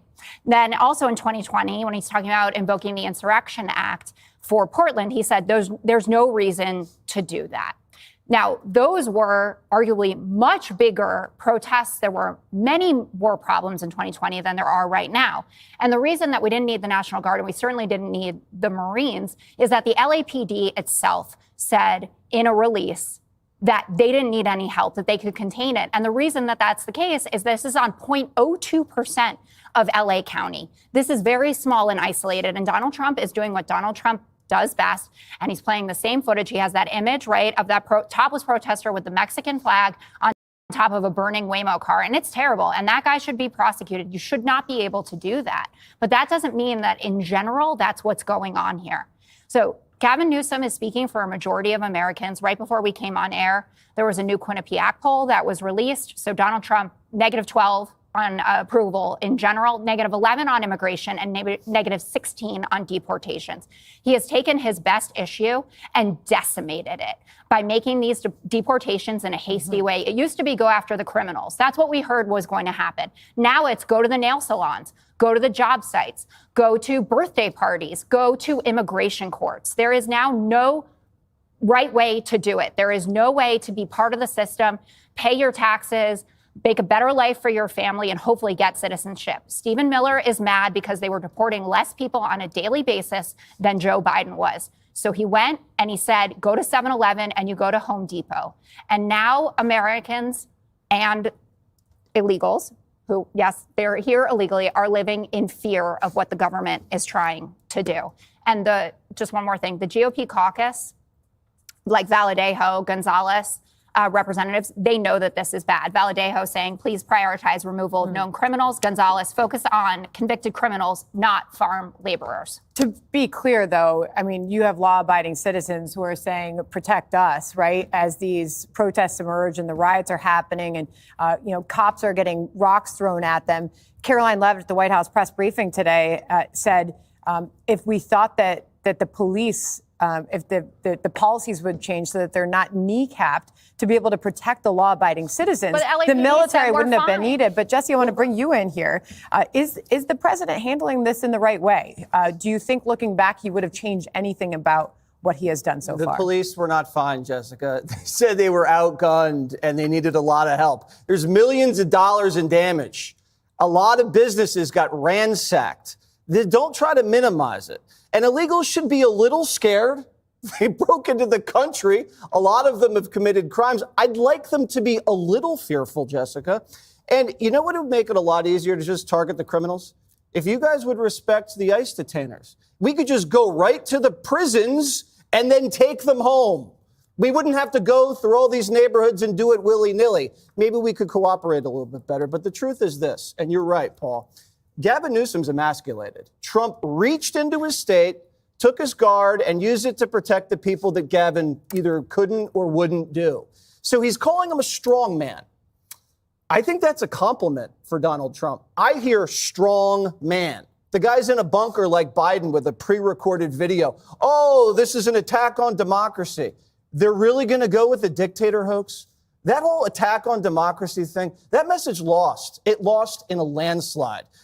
Attacking democracy is not enforcing the law. All they're doing here is enforcing the law. And they can't even get their story straight. All right, first there was no riot. Then there was a riot. Then it was peaceful. Then it was mostly peaceful. Then Trump provoked the violence. Now, how does Trump provoke violence if he lives in Washington?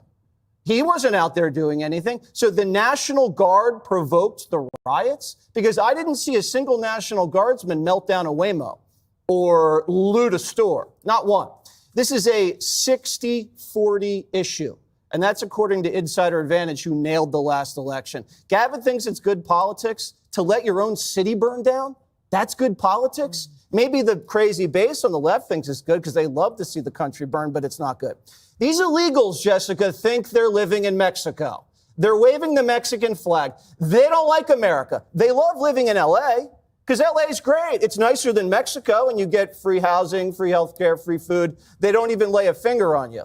That's the problem here. They think they own the country. They don't respect the laws, and they don't respect the law enforcement. I think Trump should go harder. He needs to break the back of this ICE resistance and make sure everybody understands that this thing's not going to slow down. You can't be held hostage in your own country by foreigners, because that's what this is. It's an extortion attempt.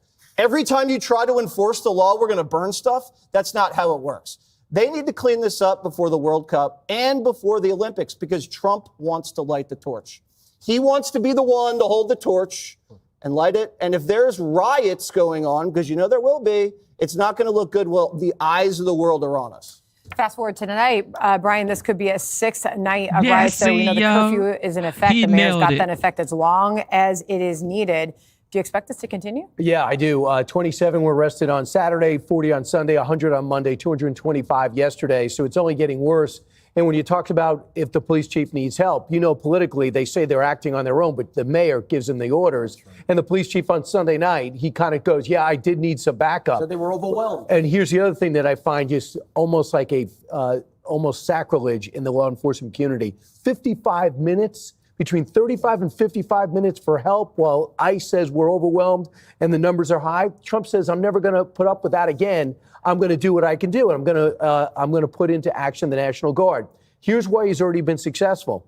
All of a sudden, Eric Adams says, look, we might have problems in New York. We might be a sanctuary city, but we're not going to make sure that we're under control. If these riots in Dallas, in Denver, in San Antonio, some of the demonstrations, these states now feel compelled to keep things under control, or else Trump has already shown he can take action and start moving in the right direction.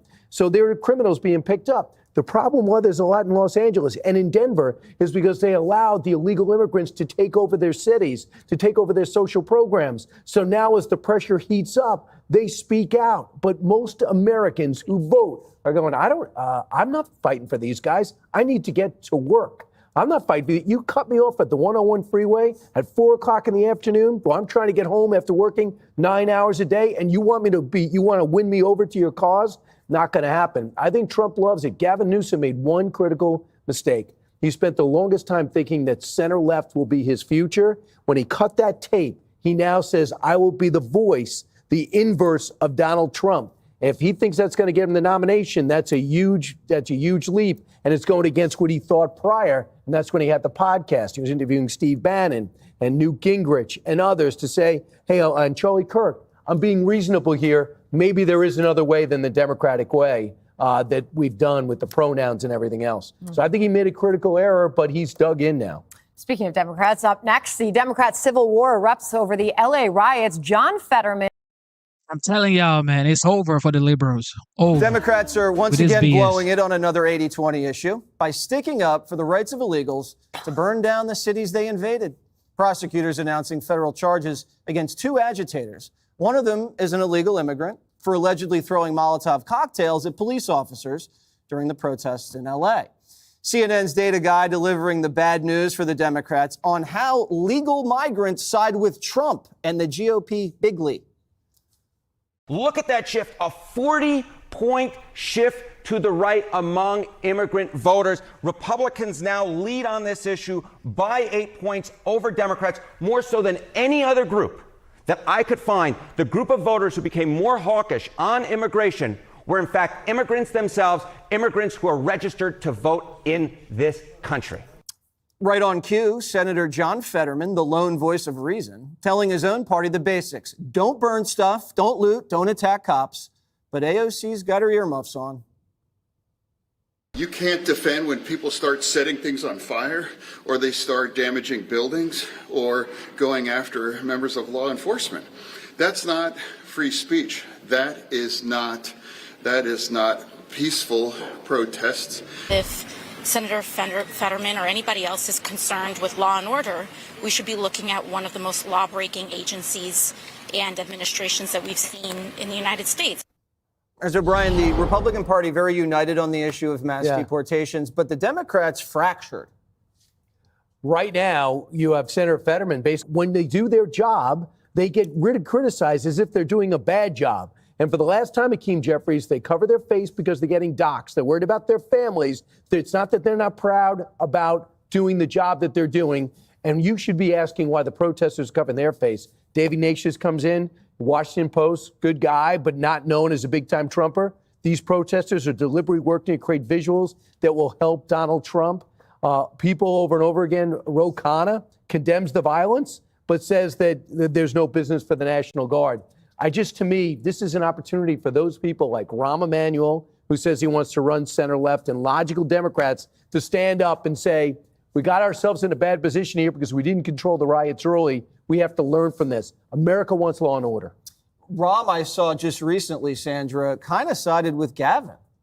That's not good for him. Yeah. The Democrats have been on the wrong side of this issue, obviously, going back to the election. I remember election night, and the first emergence of a trend that we were seeing was the Hispanic voter bloc in this country. They spoke very loudly and very clearly about what they wanted to see happen with immigration in this country. Those that are here legally now and are U.S. citizens don't like what they see on the streets here. This isn't what they came here for. They came over in proper channels. They did what they had to do. They went through the process. They became legal American citizens who can vote. And they see this happening on the streets. And they said no to it. We saw that in the election. And now we see Democrats who didn't learn a lesson and now are still not listening to law-abiding citizens in this country who say they don't want to see this happening. I was digging up AOC's words on all of this, right? Because she's kind of throwing it back. You just heard her there. She's just throwing it back. Well, you should be looking at one of the most law-breaking agencies and administration we've seen in the U.S. Anybody who's looking at these videos doesn't think, oh, Trump did this, right? Nobody's looking at that and thinking that. And so it's just a matter of Democrats just not getting it. And I think that's what we continue to see, and we'll put them in trouble again for the midterms. How do you think your party's handling this, Jessica? 80% great, I think. I think it's important that everyone, maybe not AOC, but Gavin Newsom, Mayor Bass, who's in charge, is leading with, you can't be violent, and we're going to prosecute you if you are. That was the lesson of 2020, and it's an important one. And I hope by tomorrow there'll be a clip of Harry Enton saying what he tweeted before we came on here. This is definitely one of Trump's worst polls. Just horrible across the board. Net approval minus 16 points. Oof. Opposition to the big, beautiful bill. Just bad stuff all around. So this narrative that everything is going so well for Donald Trump is not backed up by the reality on the ground. The footage, it looks bad. I'd be scared to be in the middle of it 100%. But it doesn't mean that the American people, including Latinos, who, by the way, his approval has completely plummeted with, aren't seeing how mismanaged this immigration system is, the way that Trump and co. are doing it. 63% say that illegals should get their court hearing before being deported. Cue Kilmar Abrego Garcia. 57% saying that he's not being careful in carrying out deportations. 52% that he's going too far. And 58% oppose deporting people with no criminal records. And Brian said, well, this is what they were sent there to do. Get the people out with criminal records. 70% of people who have been taken into custody have not been convicted of anything. That is directly flying in opposition of what they said that they were going to do. 113 are rounded up with criminal records. 113 over the last 2 days. But thousands have been deported. People are in foreign gulags without criminal records. In Los Angeles. All right. Well, Jessica, Brian, when you break into the country, you're going to get kicked out. No, I'm you're sorry. not. Yeah, you are. That's the rule. The American public don't want it. Okay. Well, the Who's American gonna do your public. manicure, Jesse? I don't get manicures. I don't think that's true. I see your nails every day. I cut Who's them gonna very mow your- well. I mean, is that bad? You want me to come in here with fangs and work? What? You do that cuticle work yourself? Cuticle work. I have beautiful cuticles, and all I just use is one of these little scissors. I'm very dexterous. How do you know what a cuticle is? Brett asked me to ask you. A cuticle is the part of the nail that meets the skin. Okay? I'm not a moron, Jessica, despite what I sound like. If they want to change the immigration laws in this country, they can have Congress do that. Don't complain when they're just getting enforced. Yeah, of course. I mean, look, these are the duly appointed laws that we have. They haven't changed them. ICE is there to enforce them. That's kind of it. And what people don't realize with this stuff here, what's happened to the Democrats, is that, look, I've been out on this. In 2020, a lot of the same characters were throwing bricks at my people. There is an ecosystem that has grown up over the last 7-8 years, let's call it, right? Whereas in the past, maybe going back a little further, this sort of anarchist crew, they weren't that organized, they weren't that well funded, they weren't really that fully constituted. They've gotten their legs under them now. They're on the internet, they use the encrypted apps to talk to each other, they know where to get the money from the NGOs, and they sue. Everybody getting arrested here is going to sue against LA, and Bass will settle because she doesn't want the optic of going up against these people. So that money goes back into the coffers. It funds them next time. People always say, why do they always have these signs right away? Well, how do they get them? Because they have the money. They just, bang them right out. I saw the difference myself, even between Occupy Wall Street into 2020. Tens of thousands of more people. And what people don't realize is how large it is. You've always had a somewhat radical left, a progressive left, an anarchist left, which is what these are. What's changed is the size and the organization and how they're funded. And it's a block that's not going away. It's going to be here probably for the rest of our lives. Something the Dems are going to have to deal with. Click here.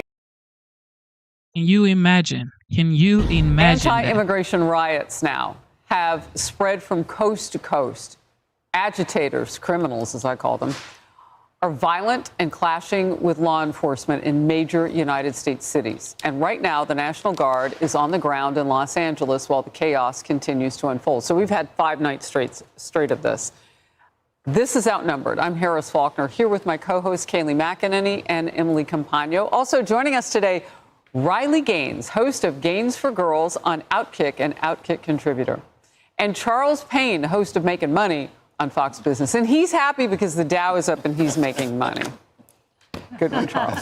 Anyway, in Southern California, active duty U.S. Marines have arrived, and they are standing at the ready to mobilize if the unrest actually gets worse, now on day 6.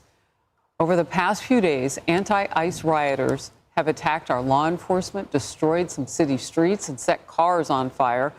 But instead of trying to restore law and order and put a stop to the madness in his city and his state, Governor Gavin Newsom is laser focused on fighting with President Trump.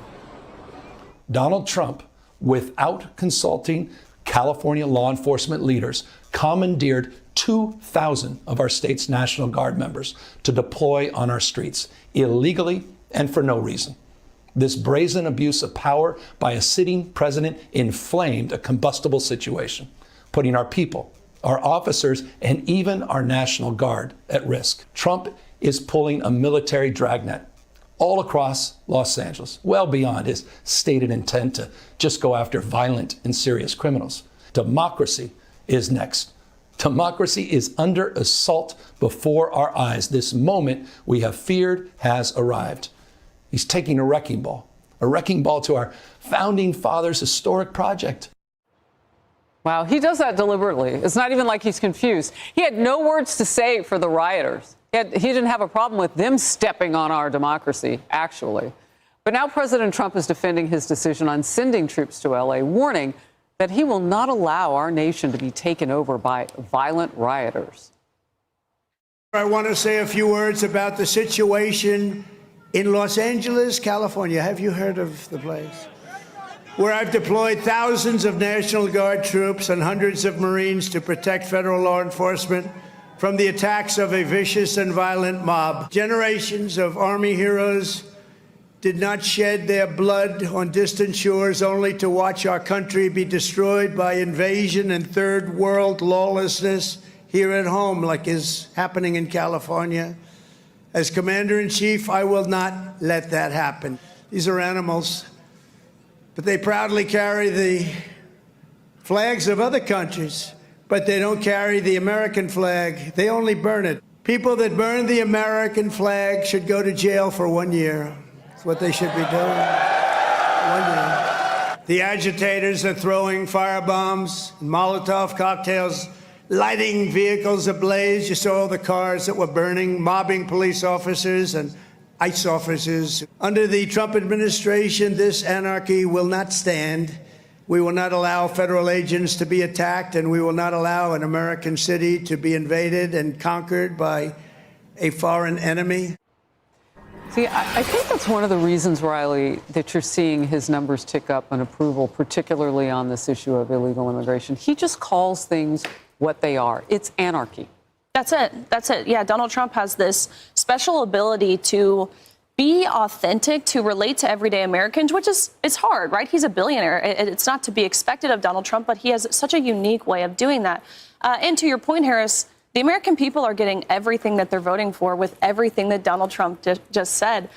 Cannot believe this has been happening for 5 days. Cannot believe we have an entire political party that is outwardly and publicly embracing it. And if they're not embracing it, they've been totally silent on the condemnation of it. And I cannot believe that Gavin Newsom is blaming Trump for this.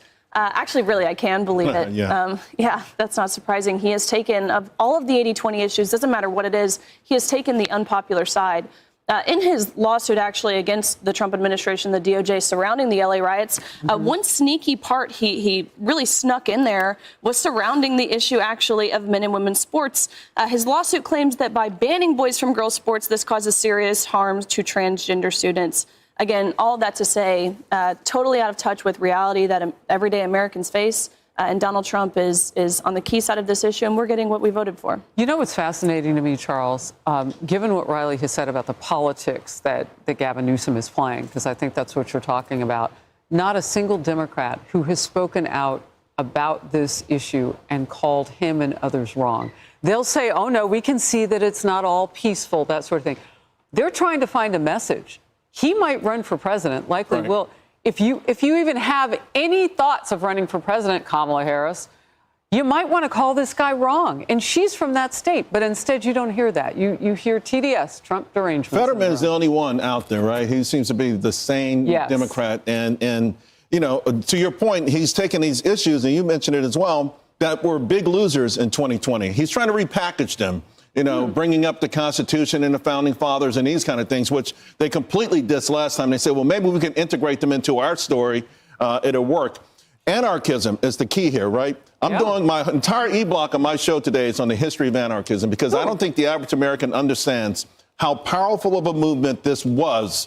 President McKinley was assassinated. A bomb blew up in Wall Street. They killed 38 people. This was a dividing line. When America decided to fight it, you know the key way we fought it? By the way, how did it get here? Immigration. The second wave of immigration, the Southern Europeans, particularly in Italy, had embraced this. They embraced anarchism. And unfortunately, they didn't fight back against it, and that led to Mussolini. We're fighting back against it because when Gavin Newsom talked about protecting the nation, this is what you do to protect the nation. You don't let it dissolve into anarchy or anarchism simply because you don't like who's on the other side because of your political ideology. Your first and foremost job as an elected representative is to protect the people, and Newsom is ignoring that. Yeah. Well, he's losing on the issue. He's also losing with this one judge, Emily. I mean, he got rejected. This whole idea of trying to stop Trump from coming in with. Now, they're going to make a different type of a ruling maybe later this week. Maybe the judge will let it sit. But he rejected the idea of a temporary restraining order. No, Trump can continue to do what he's doing until this judge makes a final call. I mean, and that's coming this week. Yeah, and just to be clear what that was, so it allowed time for the government and also the state to submit their briefs. So they're due by 2 p.m. today Eastern. The hearing will be tomorrow. So essentially it was allowing for time for them to argue the merits. So the immediacy, the urgency of an immediate stop, that was what was rejected on the part of the judge. And I talk about framing, or I think about framing for this. So Politico has all of a sudden decried Gavin Newsom as the emergence of the leader of the pack, of the anti-Trump resistance, with no talk whatsoever about the fact that he is presiding over an anarchist riot in LA, the dissolution of any type of law and order that was under his watch. They talk about mission creep, and they say this is exactly the heart of this lawsuit, that this is what we feared, they said. This is what Democrats feared about President Trump winning this election, which was the use of federal, military forces to augment immigration enforcement. But the reality is that the augmentation is because the ICE agents were getting attacked. The augmentation is because in the natural course of execution of duties, there was an all-out violent assault on the city streets, and that was in no way stymied by local and state authorities. So what else would be the catalyst? What else would be the case study for the use of federal guards? But, per Karen Bass, well, everything has largely dissipated down there in Los Angeles. But the reality is the community is there. It has not. And that is why we need to ensure the protection by the president of all of our citizens. Well, but it wasn't going in that route. I mean, we're not in day 2. We're in day 6, potentially. Yeah. I mean, we just saw night 5. So it wasn't anything that she did. They put in force that curfew. But it's everything that the president was doing before that got them to this point. Yeah, the president has had to step in because Gavin Newsom decided to derelict his duty. When I step back and I say, what are these protests about? We've seen the Palestinian flag, we've seen the Mexican flag, we've seen all sorts of different, denotations. This guy, he works for Barstool Sports, Jack Mack, CFP. He said this, and I think this is what it's about. I hate Trump so much, I'm going to loot my local sushi spot. That's it. I hate Trump, so it's time to loot my local sushi spot. That is what this is about. And Gavin Newsom has fully embraced this. And last night I'm watching Gavin Newsom do this 8-minute direct to cam, and the lines coming out of his mouth. The rule of law has increasingly given way to the rule of the Don. Democracy is under assault before our eyes. These sound like remarks that could have been lifted from Joe Biden's blood red MAGA speech back in 2022. Sounds like they directly came from there. What happened, though, between 2022 and now? Donald Trump became more popular. CNN's Harry Enton put up a poll of immigrants who immigrated to the nation. They are citizens of our country. And he found that plus 32 in 2020, they supported Democrats on immigration. Now they support Republicans, plus 8. That is a 40-point swing. So why is Gavin Newsom doing this? Gavin Newsom's doing this because he's seen the data. He's seen the CNN poll that shows 57% of Democrats want you to resist Republicans, even if it means stopping the agenda.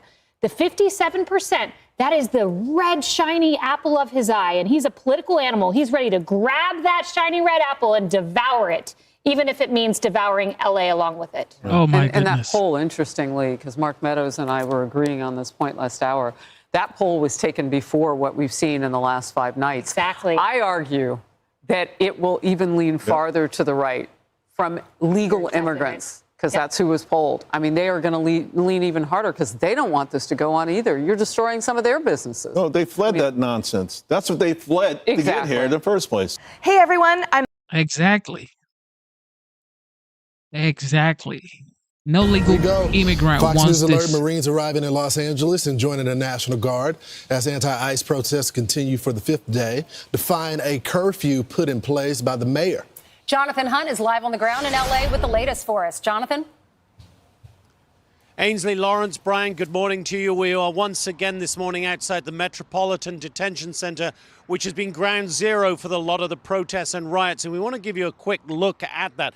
As you can see, National Guard troops are covering the entrance to the Metropolitan Detention Center. And as you look just behind them, you can see one of those white transport buses that have been used to bring in some of the arrested illegal immigrants into and out of this facility. And it was when one of those buses moved yesterday afternoon that the first clashes of the day really began. Police decided at that point, after having a couple of bottles thrown at officers who were escorting that bus, that they needed to push the protesters back.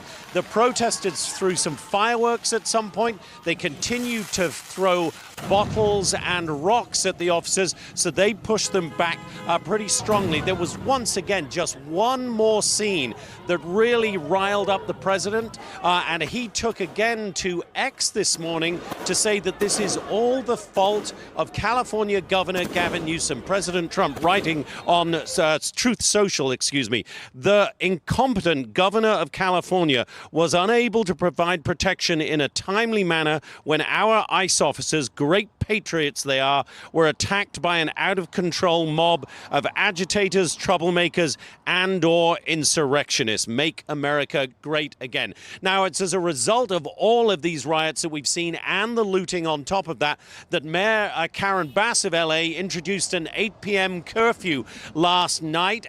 As that curfew began, hundreds of protesters once again tried to shut down the 101 freeway, which is the main artery running right through the heart of downtown Los Angeles.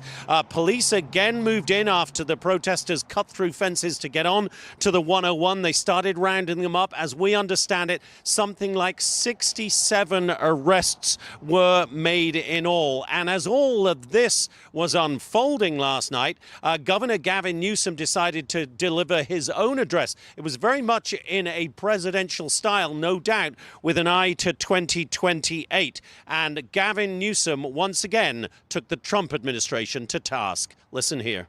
This administration is pushing mass deportations, indiscriminately targeting hardworking immigrant families, regardless of their roots or risk. What's happening right now is very different than anything we've seen before. And guys, we're just less than 1 hour from this first curfew being lifted now, and we'll wait to see if the protesters come back onto the streets of LA today. Back to you guys. Jonathan, for the most part, when do you start seeing this stirring? I mean, here it is, 5 in the morning there. When do you start seeing this stirring of the protesters? What time roughly? Usually, Brian, the protesters start gathering around 10, 11 in the morning, so we're about 5 hours from that point. So that's when we would expect to see them. We're checking all the social media channels, as always, to see where and how they are organizing. I have not seen any calls for them to get out on the streets as of yet today, but it's very early here in LA. Jonathan, I always wonder, how can someone spend day after day protesting? Don't they have jobs? Don't they have to go make money? But then we're learning that maybe some of them are getting paid to do this. Yeah, there is certainly organization behind these protests. And you've heard the LAPD Chief Jim McDonnell say quite plainly the people causing the violence, causing the real problems here, have nothing to do with the cause of immigration. They are, in the words of the police chief, professional anarchists who the police here have seen during the George Floyd riots, during the anti-Wall Street riots, and so on and so on. These are the same characters, according to the police chief, who keep coming out and have nothing on their minds but violence and mayhem. Right, not even embedded in the cause. It's just chaos. Thank you. Right. So you got the homeless nonprofit. A homeless nonprofit is handing out PPE for people, as is the LA Poverty Department. Healthy Hearts, you would think, is there for people who need to eat. Instead, they're weighed into left-wing politics. They're looked at as a left-wing group supporting them. And Charlotte, the Coalition for Humane Immigration Rights, not only got $1 million from Joe Biden's DHS, but also takes money from the Chinese. They're all over it. And Republicans are investigating 200 NGOs that might be promoting these illegal immigrants. Well, it's the ideology as well, Ainsley. You got people in the kafiyas, pro-Hamas rhetoric that is there. I don't know what that has to do with immigration, but they're promoting that as well. And then I even heard some of the protesters with some of the interviews saying, okay, we have the Mexican flag here because this is really Mexico. So, I mean, we're dealing with people that don't believe in the West, that don't believe in America, that's trying to take us back in time. And there are connections to these NGO groups and all of these activist groups. Yeah, and NGO groups, your tax dollars. Remember when Elon was starting Doge and he said, all the money we're giving to NGOs, we don't know where that money goes. We don't know how they spend the money, but that's American dollar. Those are American dollars. And President Trump was speaking at Fort Bragg. He said, you want to burn the flag? He said, I think you should go to prison for a year if you burn the American flag. Well, look at this upside down with shows in distress. Yeah. Insane on the highway. This is yesterday, too. So they have not wised up. You're not going to win over the American public to your cause with Mexican flags in Los Angeles. Kyle Scheidler he's with the Center for Security Policy, and he joined us early to talk about what's going into the planning behind this and where does this money go. Listen. We have a lot of smaller groups who usually cover themselves as community organizations that do a lot of the crowdfunding to pay for this kind of equipment. You know, those masks that they were showing, they go for about $35 on Amazon. So they're not overly expensive and they can raise several $1,000s pretty quickly. My guess is that they've been preparing to do this since before Donald Trump was president. The strategy, the overall strategy, the political imagery, that stuff will be determined in advance. What the topic is that they want this to be done on. And we knew that they were going to do this on border security and immigration for some time. This online yesterday, and this is from Barack Obama in his book, The Audacity, Hope, in 26. He said, if I'm honest with myself, I must admit that I'm not entirely immune to such nativist sentiments when I see Mexican flags waved at pro-immigration demonstrations. Sometimes I feel a flush of patriotic resentment when I'm forced to use a translator to communicate with the guy fixing my car. I feel a certain frustration. Now, that's Barack Obama back then. And then you look at the Democratic Party today. I mean, he would be considered MAGA with a quote like that from his book. His party has totally lost it right now. Well, and did you see on social media, I think we have a picture of it, the tactical gear that they're giving out to people who are rioting, and it's advertised on social media.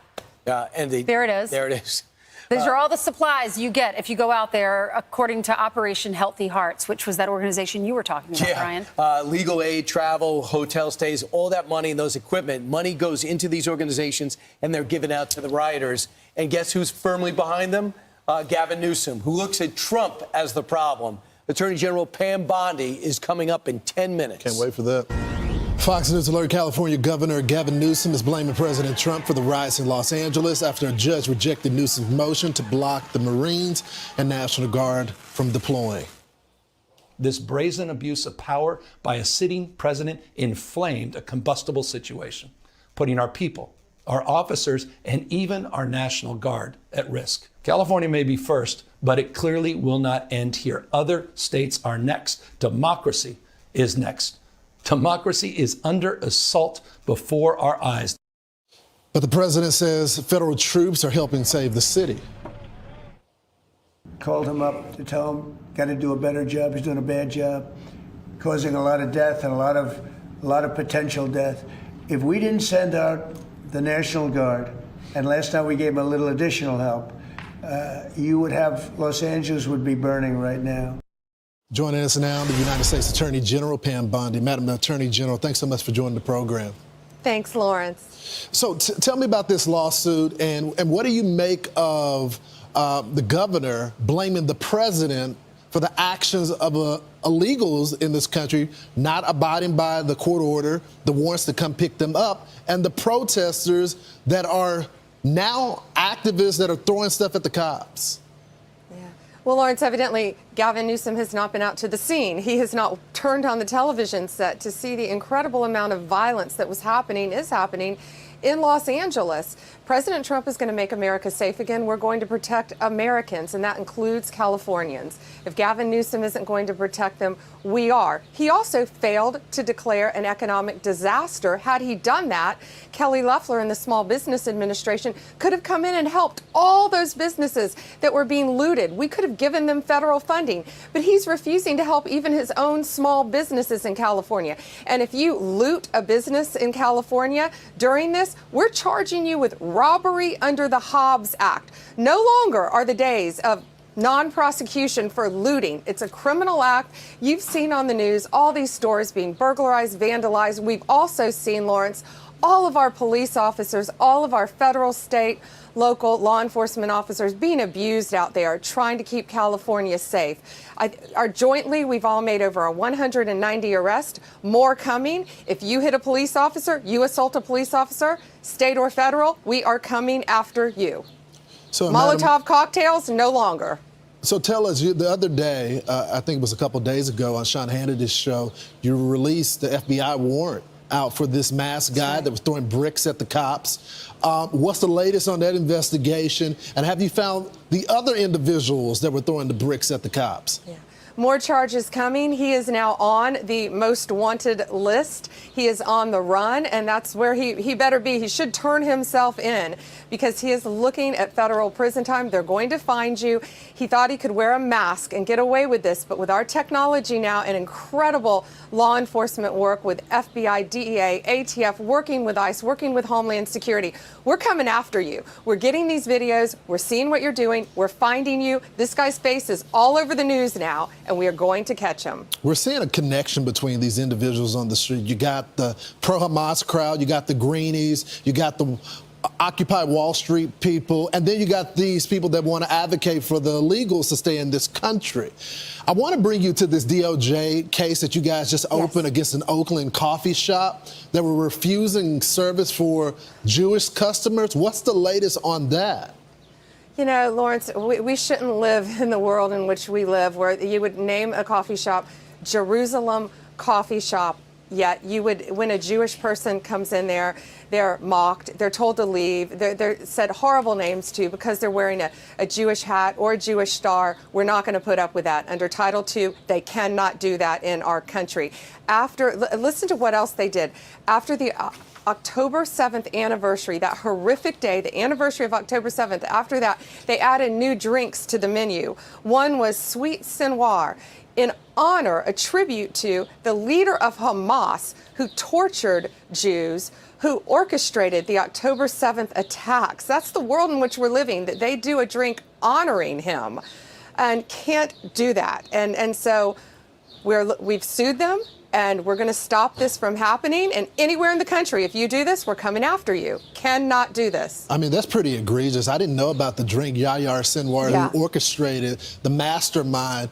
He met his piece when Israel took him out for the tragedy that he brought down on them. This is what their attorney is saying in response to this lawsuit. This is our view, is very much a political attack, and anti-Semitism, which is a very real problem in this country and in the world, is being distorted and weaponized. I mean, that reads like something straight out of Hamas's media organization that is trying to spin this. What's your response? Yeah, they are promoting the anti-Semitism, not only promoting it, encouraging it throughout our country. We will not stand for it. We will protect our Jewish citizens. We will fight for them. I was on the scene, Lawrence, of that horrific murder involving, of course, the young couple leaving the Jewish Museum. Then after that, of course, look what happened in Boulder, Colorado. It's escalating. These words encourage escalation, putting things on your menu that are so horrific, anti-Semitism, anti our Jewish population. We're not going to stand for it, and we're going to come after you. We're going to sue you, what we've done. So if you're doing this anywhere else in the country, you better stop, because we're going to find you. We're going to protect our Jewish community in this country. Madam Attorney General, I only got about 30 seconds left, but I got to ask you, in that case regarding California, I know it's going to be Judge Breyer's son that is adjudicating that. I know that there's been a lot of lawfare going on. Are you concerned about that, or do you respect the merits of the case are going to be adjudicated fairly? Oh, well, we respect it. We have arguments on Thursday morning, of course. This is, I assume you're talking about the Gavin Newsom lawsuit against us. I think it's our 270th lawsuit. Who's counting? Against the federal government since Donald Trump has been in office. But sure, we're prepared to defend it because we are prepared to protect our law enforcement officers out there, and we are entitled to do that under the law. And that's another reason, Lawrence, why one big beautiful bill needs to get passed, because we have no tax on overtime for law enforcement officers, and we will continue to protect our law enforcement. We need funding for law enforcement, and that's why it's so important also from a law enforcement perspective. It's a big issue. LA is dealing with a shortage of cops, so I'm sure they could use the money as well. Yes. Madam Attorney General, we thank you so much for all. I don't know why people don't support. Indeed, they are. Well, this is a Fox News alert. Charges being filed now against some Los Angeles ICE protesters in connection with the Molotov cocktail attacks. Let's listen in for a moment. Cocktails at police officers. Last Saturday, one defendant, Emiliano Galvez, hid behind a fence and threw the destructive device at a sheriff's deputy, then ran away. Deputies gave chase and arrested him. That's the video you actually see playing right there. The following day, a police officer apprehended the other defendant, Raki Quigui, after spotting him with a Molotov cocktail in his hand. Officers witnessed him throw the device in the air and then arrested him with a lighter in his right hand. I commend our prosecutors and our law enforcement partners for swiftly taking action against these individuals. Our community must be kept safe for peaceful protests and against thugs and criminals looking to start trouble. We expect more charges to be filed in the coming days and weeks. If you took part in these riots and were looking to cause trouble, we will come looking for you. These defendants are charged with possession of an unregistered explosive device in violation of 26 United States Code Section 5861D. Possessing a Molotov cocktail or another destructive device is punishable by up to 10 years in federal prison. They are presumed innocent until proven guilty. I now introduce the Los Angeles Special Agent in charge of the ATF office here, Mr. Kenneth Cooper.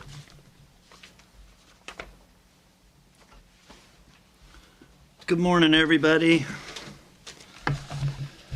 I want to stand here and represent ATF and the public and announcing to the public that ATF's firmly committed to our whole of government approach to providing public safety, especially with what's going on here in Los Angeles.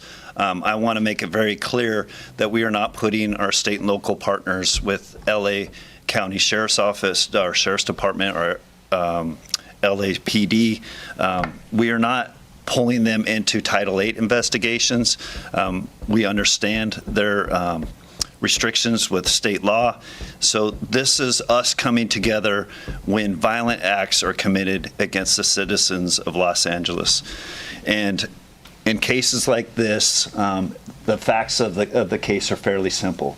If you guys see the defendant here, Mr. Galvez, this was during the Paramount riots where Border Patrol was utilizing gas because they were having rocks and fireworks thrown at them and they were being assaulted. LA County Sheriff's Department responded to assist. This individual was identified even by open source media, preparing to assault them with a destructive device. And as you could see, by the grace of God, when he deployed that in a fireball, it luckily did not hit one of the deputies, as it clearly would have caused substantial physical injury or death. ATF's firmly committed. These are the most aggressive criminal acts, and we will aggressively work with our state and local and federal partners to investigate the use of destructive device, arson, or explosives, or firearms to assault our public citizens and our public safety first responders. I guess I didn't even highlight our partnership too. The second case with LAPD, both incidents, ATF was able to work with each of these police departments to get an arrest on individuals that were attempting to harm the police officers with destructive devices.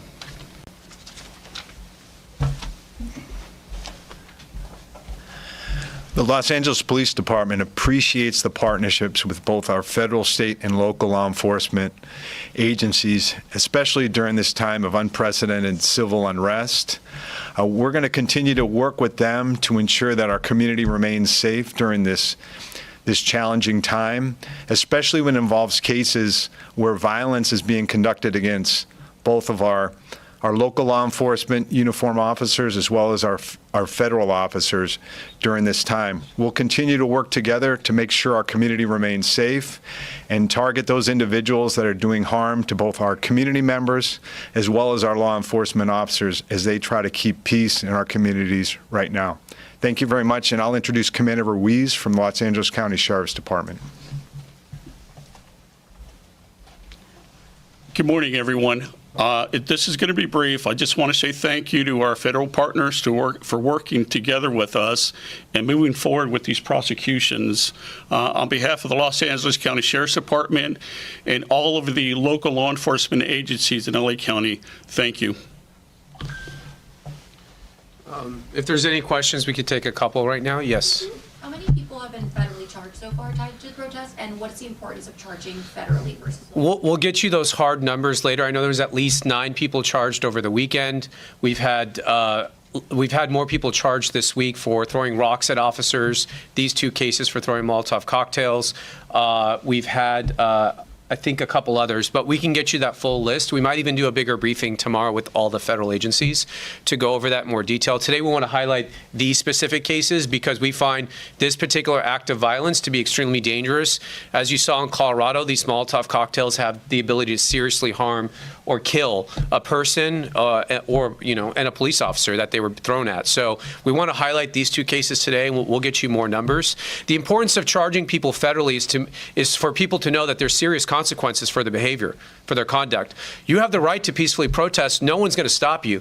But as soon as you cross that line into violence, you're throwing stuff, you're throwing rocks, you're throwing bombs. That's unacceptable. It will not be tolerated, and we're going to come down with a really heavy hand. And this isn't state court. This is federal court. So you're going to go to federal prison, and you're going to go for many years. So the consequences in federal system are much greater usually than they are in the state system. That's the importance of it. Yes, sir. Can you talk about the process of catching these 2 individuals specifically? You put out a call to the media and the public to give tips. Was that something that helped in leading to their arrest, or was it intelligence from your police agencies? Do you want to do that? There's 2 separate cases, so let's take one at a time. We'll start with the LAPD case. Yeah. Good morning, sir. Yeah, specific to the Los Angeles Police Department case, we have a situation where our police officers are trying to keep the peace during a very difficult time on Sunday afternoon when the city was facing this unprecedented violence in many areas of the downtown area. In this particular case, we had a police officer who identified this person holding what he believed to be a Molotov cocktail, and fortunately was able to identify, and several officers were able to apprehend him safely without causing any harm to anyone, especially our police officers. And I just want to point out not only the keen observation skills of our police officers right now during a difficult time, but the courage they've had in trying to take these people into custody. Remember, all of our officers are working long hours right now, and they're tired, but they're still doing the best job possible to keep this community safe and protect our critical infrastructure. We want to cover the sheriff's case. So you've been watching as 2 individuals have been charged after throwing Molotov cocktails at police. One of those individuals is here legally from Mexico. In fact, has quite a history. The Anaheim Police Department arrested him for grand theft, and the Long Beach Police Department for a DUI. Shows up at the protest. He's been deported once and then throws a Molotov cocktail at police officers. Just noteworthy, Bill Malusian sent out that per multiple law enforcement, this is a separate incident. Sources to Fox News, LAPD has arrested 3 protesters who had guns at the protest yesterday. So they're on it. Law enforcement going after individuals, one of whom we know was deported here illegally and then targeted our police officers. We'll keep you updated. Hey everyone, I'm Emily Campagno. Thank you for tuning in to the live show. Y'all want to keep going? Y'all want to keep going? You want to keep going? What we got? If you do not come into the United States legally and you start getting update from ICE, of course, what were you expecting? Here we go. Well, Jillian, for more on this, we want to bring in Assistant DHS Secretary Tricia McLaughlin. Tricia, great to see you. Thank you for coming on. Want to talk to you about some breaking news we're getting in this morning. I understand ICE has arrested a previously deported illegal alien who you guys say was caught on video throwing a Molotov cocktail at law enforcement during the riots here in Los Angeles on Saturday. Tell us about this guy and what charges is he now facing? Bill, that's right. This is a Mexican national who is in our country illegally. He's being charged with attempted murder, throwing Molotov cocktails at our law enforcement officers, at our ICE enforcement officers. But this is not his first run-in with the law. Just last year, he was charged with a DUI as well as grand larceny. This is the perfect example of people who should not be in this country.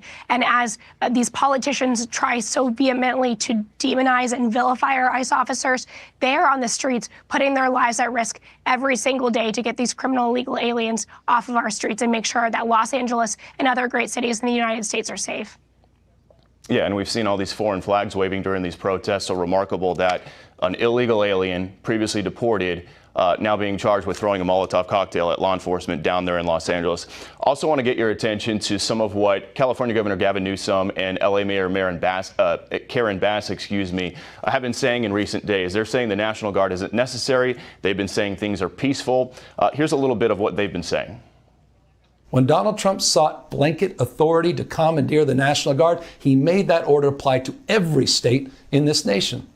This is about all of us. It clearly will not end here. Other states are next. Democracy is under assault before our eyes. I think that's a problem with the administration, because to come in such a massive way and to make the announcements that all of this was going to happen and then not communicate it with the local jurisdiction as to when, what, how, why is really problematic. So, Tricia, we heard Mayor Bass say it once again that local law enforcement was never notified about this ICE operation, which started on Friday. But we talked to the acting ICE director, Todd Lyons, yesterday, who said that is absolutely false. He says ICE notified the locals 48 hours in advance last Wednesday and that they have the receipts to prove it. So is Mayor Bass just being dishonest, in your opinion? She's absolutely being dishonest. Todd Lyons is right. We had the receipts to prove it.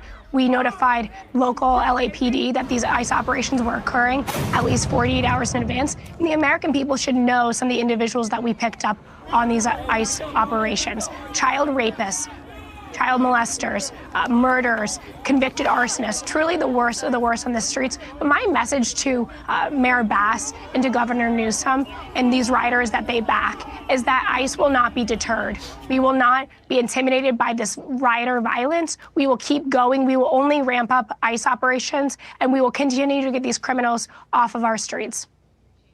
Now, I do want to ask you about these photos that ICE posted yesterday. It shows ICE officers conducting an operation here in Los Angeles yesterday under the guard of the U.S. military. So the U.S. military essentially providing security for ICE. I've embedded with ICE a bunch of times, first time I've ever seen this. But can you just tell us what you're hearing from ICE agents? I assume they got to be pretty happy to have highly trained military soldiers watching their six during these operations when things have gotten so hostile out here. Yeah, absolutely, Bill. This is a whole of government approach.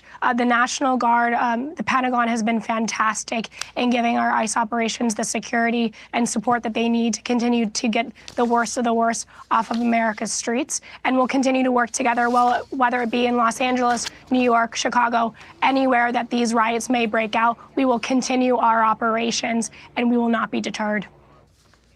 So we've heard President Trump suggesting that he thinks some of these protesters might be being paid just based off how organized they are, all the matching signs, the different flags and everything.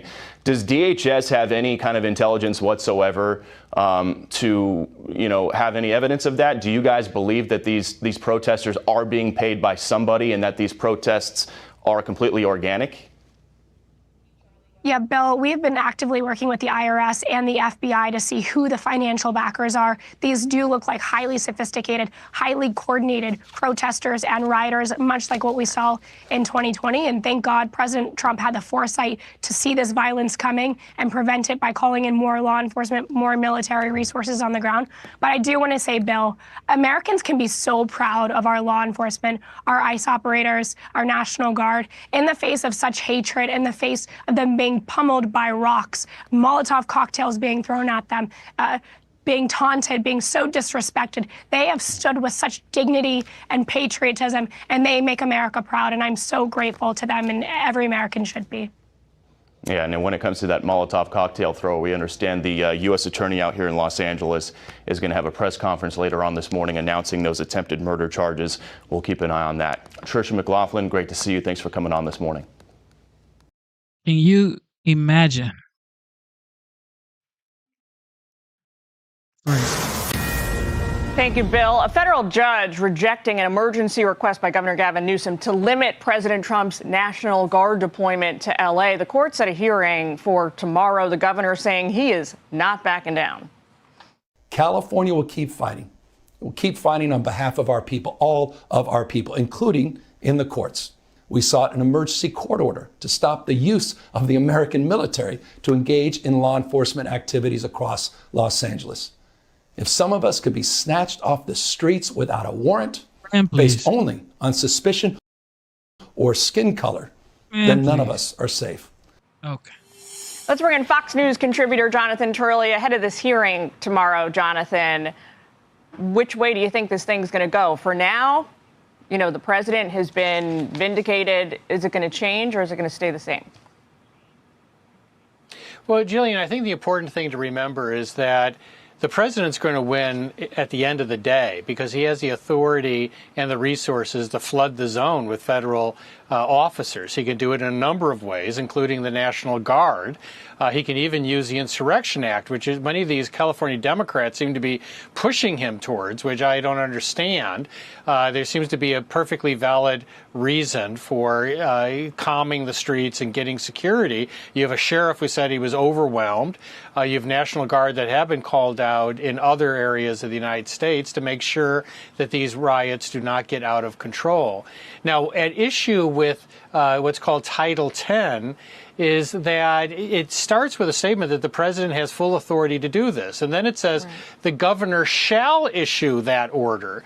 And what the Trump administration is arguing is, look, that's a mandatory requirement. We can federalize the National Guard and you are to cooperate. Newsom is saying, no, we both have to sign off on it. The court's going to have to decide. But this is going to happen. I mean, Trump has made very clear, President Trump has made very clear that he is going to stabilize the situation and flood the zone. I think, Jonathan, it also matters. There's a legal distinction in terms of what these troops, what these boots on the ground are being deployed in order to do, right? Because right now you have people saying that the legal basis for sending in the National Guard and even the Marines that are going to be there imminently is to protect federal property, right? But then you have people muddying on the waters on both sides who are talking about how these people are being deployed to, quote unquote, put out the protests or quell the protests. Yeah, that's simply not true, that they are being used to guard largely two buildings. But also the rhetoric here, of course, is getting out of control. You had a Democratic member, I believe yesterday, who said, look, ICE has to simply retreat or these types of riots will continue. Well, that's not going to happen. It's not exactly a useful argument to say you have to stop enforcing federal immigration and then the riots will stop. It doesn't work that way. The federal government has a right to enforce federal immigration laws. They're going to do that. And the question is, will local officials cooperate, and also whether the governor will cooperate, to try to stabilize this situation? But it's a non-starter for Democratic members to say retreat or else. Do you think that the governor's lawsuit right now is sincere? Meaning, do you think he has any guidance from his advisors that he could prevail, or is it more of a political showdown, a show of strength, countering the president? Well, in fairness to Newsom, there is an argument to be made here. It depends how you read Title 10. But, there's a lot of confusion about what happened before that. President Trump just supplied records that he did in fact call Newsom. Newsom made it very clear on air that he was not going to approve the use of the National Guard. The federal government has a separate responsibility. They're not just pedestrians. They don't have to just stand there and watch as another riot occurs in Los Angeles. And this is hardly the first time that has happened. And so the question is when you act. And we saw in Minnesota with Governor Walz that he waited too long to issue the order for the National Guard to go out there. He waited until massive damages had occurred and many people were injured. So this court's going to have a tough decision to make going forward. No court likes to be in this position. But generally, the President of the United States has this authority. And more importantly, he most certainly can bring federal resources into that city. All right, we will look to tomorrow to see the next steps in all this. Jonathan Turley, thank you. Exactly. You cannot say stop enforcing federal laws because people are protesting. That's just not right. And it can't happen. All right, Maxine Waters. All right, when Democrats aren't blaming President Trump for the anti-ICE chaos in America's cities, party leaders are trying to deny anything bad is even happening. Take a listen to Maxine Waters here. Nobody was shot. Nobody was killed. Get it in your head. Don't think that somehow, because they called out the National Guard, there was violence. There was no violence. And Hillary Clinton decided to add her 2 cents, writing California Governor Newsom didn't request the National Guard be deployed to his state following peaceful demonstrations. Trump sent them anyway. It's the first time in 60 years a president has made that choice. Trump's goal isn't to keep Californians safe. His goal is to cause chaos because chaos is good for Trump.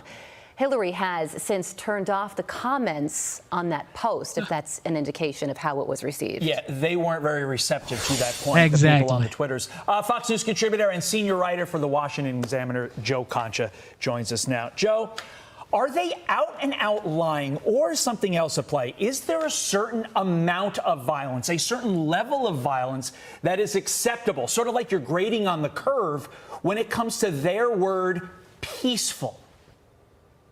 The answer is both, Todd. Carly, thanks for having me. Yeah, it's yes, lying. It's the cheap fake videos of Joe Biden in 2024 that weren't cheap fakes at all over again, as we later found out after that debate and so on. So Democrats want us to believe that watching law enforcement being pelted by concrete, rocks, projectiles, fireworks, they want to say, all right, that's an acceptable level of violence, to your point, Todd.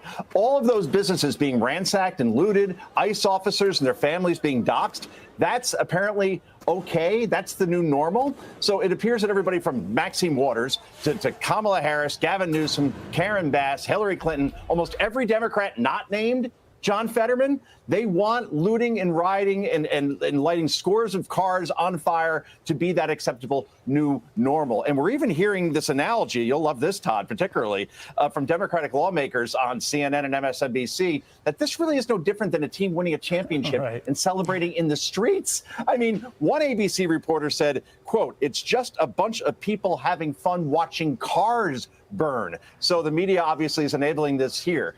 The difference here, and I'll leave this here, is that social media under Elon Musk, X particularly, is the great equalizer. Corporate media, legacy media can claim one thing and say, this really isn't bad, it's peaceful, don't believe your lying eyes. But then X, which infinitely more people go to for their news now, they have the videos, they have the proof, they have the mockery of these media people, of these Democrats. And that's why this isn't going to work the way it did in 2020, because X particularly is the great equalizer. Yeah, I don't think that football fans are breaking up cinder blocks and throwing them at federal agents and spray painting bleep ICE on the side of buildings. So we heard from Maxine Waters, we heard from Hillary Clinton. Here are other Democrats and media pundits reacting to this as well. Watch. All right. Things are peaceful here in Los Angeles. I hope and pray that they stay that way. Saturday night in Paramount, they had this situation under control. Overnight, LAPD got that under control. He has no idea what to do with the sustained and growing and intractable and indomitable protest and opposition of the American people against him. Game over, big guy, you lose. And to add to that, Joe, here's a Washington Post headline quoting someone. He's waging a war on us. The headline continues to read, as Trump escalates, Angelenos defend their city. So do you think, Joe, that this would have an impact? This moment right now will have an impact in the midterm elections? I mean, maybe the only thing helping Democrats right now is that there was a lot of time between then and now. Yeah, I think the only party it helps and president it helps is President Trump, because all I've seen is his poll numbers continue to steadily climb up, where you have many polls showing him above 50% in approval right now. It's not going in the opposite direction. But I'll share with you one very telling poll here. It comes from Insider Advantage. They were the most accurate poll of the 2024 election, or at least in the top three. They're ranked A by 538. And it says, do you approve Trump's National Guard deployment? There's a poll that just was out late yesterday. 60% approve, 40% disapprove. That's a 20-point difference. So, yeah, people support this because, again, what is the underlining theme here? ICE is trying to arrest murderers, rapists, and child molesters. And if you're against that as a party and as a media, you're definitely on the wrong side of an issue. And this will be a campaign ad, to your point, Carly, in 2026. Before we let you go, I need a quick answer on this. Breaking news this morning, Elon Musk's apology. The founder of Doge sent out this early morning post saying, quote, I regret some of my posts about President Donald Trump last week. They went too far. Where does this all lead, Joe? And specifically, does it lead to Elon Musk at the big, beautiful bill signing ceremony in the Oval? Can you imagine? Let's see how President Trump responds, right? Because Elon Musk has been sort of kind of apologizing for days. This obviously is more full-throated. The bottom line is Elon Musk started that war 2 weeks ago like a petulant teenager, at a very bad time of night, basically going after the sitting president of the United States, and did it repeatedly until Trump days later finally responded. So I think Elon Musk has learned his lesson. I think he understands that if he's going to have a problem with President Trump, I am certain he has a direct line to him. Don't do it publicly. Speak to him.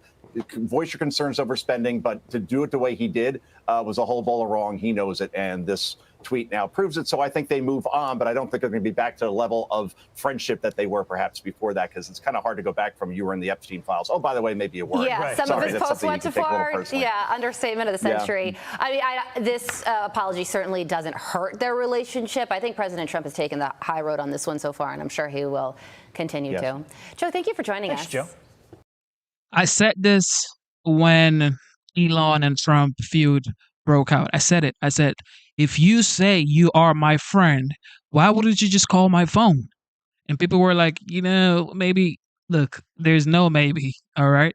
If you are my friend, you should be able to text me or call me. All right. So Elon, I mean, he's a great businessman. He's a great mind. No doubt. He's going to keep, creating, manufacturing, producing great product for the American people. However, you cannot just let yourself throw tantrums. It's not going to work at that level. Come on, man. Come on. And I love Elon Musk, okay? This is coming from someone who actually likes Elon Musk. You know what I mean? So, all right, ladies and gentlemen. Yes. Instead of looking for perfection, seek for consistency. Never give up on yourself. Never give up on your dreams. Never give up on God. Believe in yourself. Believe in your dreams. And believe in Almighty God. Ladies and gentlemen, the United States is the greatest country on earth. I believe that. And I hope you believe that as well. Shout out to the veterans. Shout out to the military members. You guys protect the homeland. God bless you so much. Without you, there would be no homeland. Okay? And shout out to the law enforcement officers. Shout out to ICE. Yeah, you heard me. Shout out to ICE. All right? Shout out to ICE. All right. Shout out to our esteemed members. Shout out to our esteemed members. The GOAT Luke. God bless you, Dr. Luke. He was given that name by Dr. Jill. Okay, Dr. Jill Biden. All right. So shout out to Dr. Luke. Shout out to Ringmaster. Shout out to Sandra Logue. Shout out to Ellie. God bless y'all so much. Shout out to our esteemed members. God bless you guys. All right. Now to our courageous moderators. Okay. Our courageous moderators. The legendary C. Shelley. Thank you so much, C. Shelley. Thank you for being here. Thank you for taming the wolves, okay? Because I know it ain't easy, but you taming the wolves. God bless you, C. Shelley. Shout out to the Bucket Master. Bucket Master, ladies and gentlemen. He gives you bucket when you need your tears, your liberal tears in the bucket. That's Busky, baby. All right. Roto, actually, I'm about to block you. Now, with that being said, I love you guys so much. Thank you for being here. It is your boy, Genesis. Shout out to Jet as well. Shout out to Jet. Shout out to Jet, ladies and gentlemen. Shout out to everybody. Thank you for tuning in. You guys are awesome. Thank you so much. This is great country in spite of Trump and my God. It don't matter. As long as you support the United States and as long as you believe the United States is the greatest country in the world, that's what matters. You know what time it is. God bless you guys so much. God is the greatest. Man, fathers, take care of your kids. I always say this. Fathers, take care of your kids. Life is hard, but take care of your kids, ladies and gentlemen. Thank you so much for being here. It is your boy, Genesis, and I am signing out.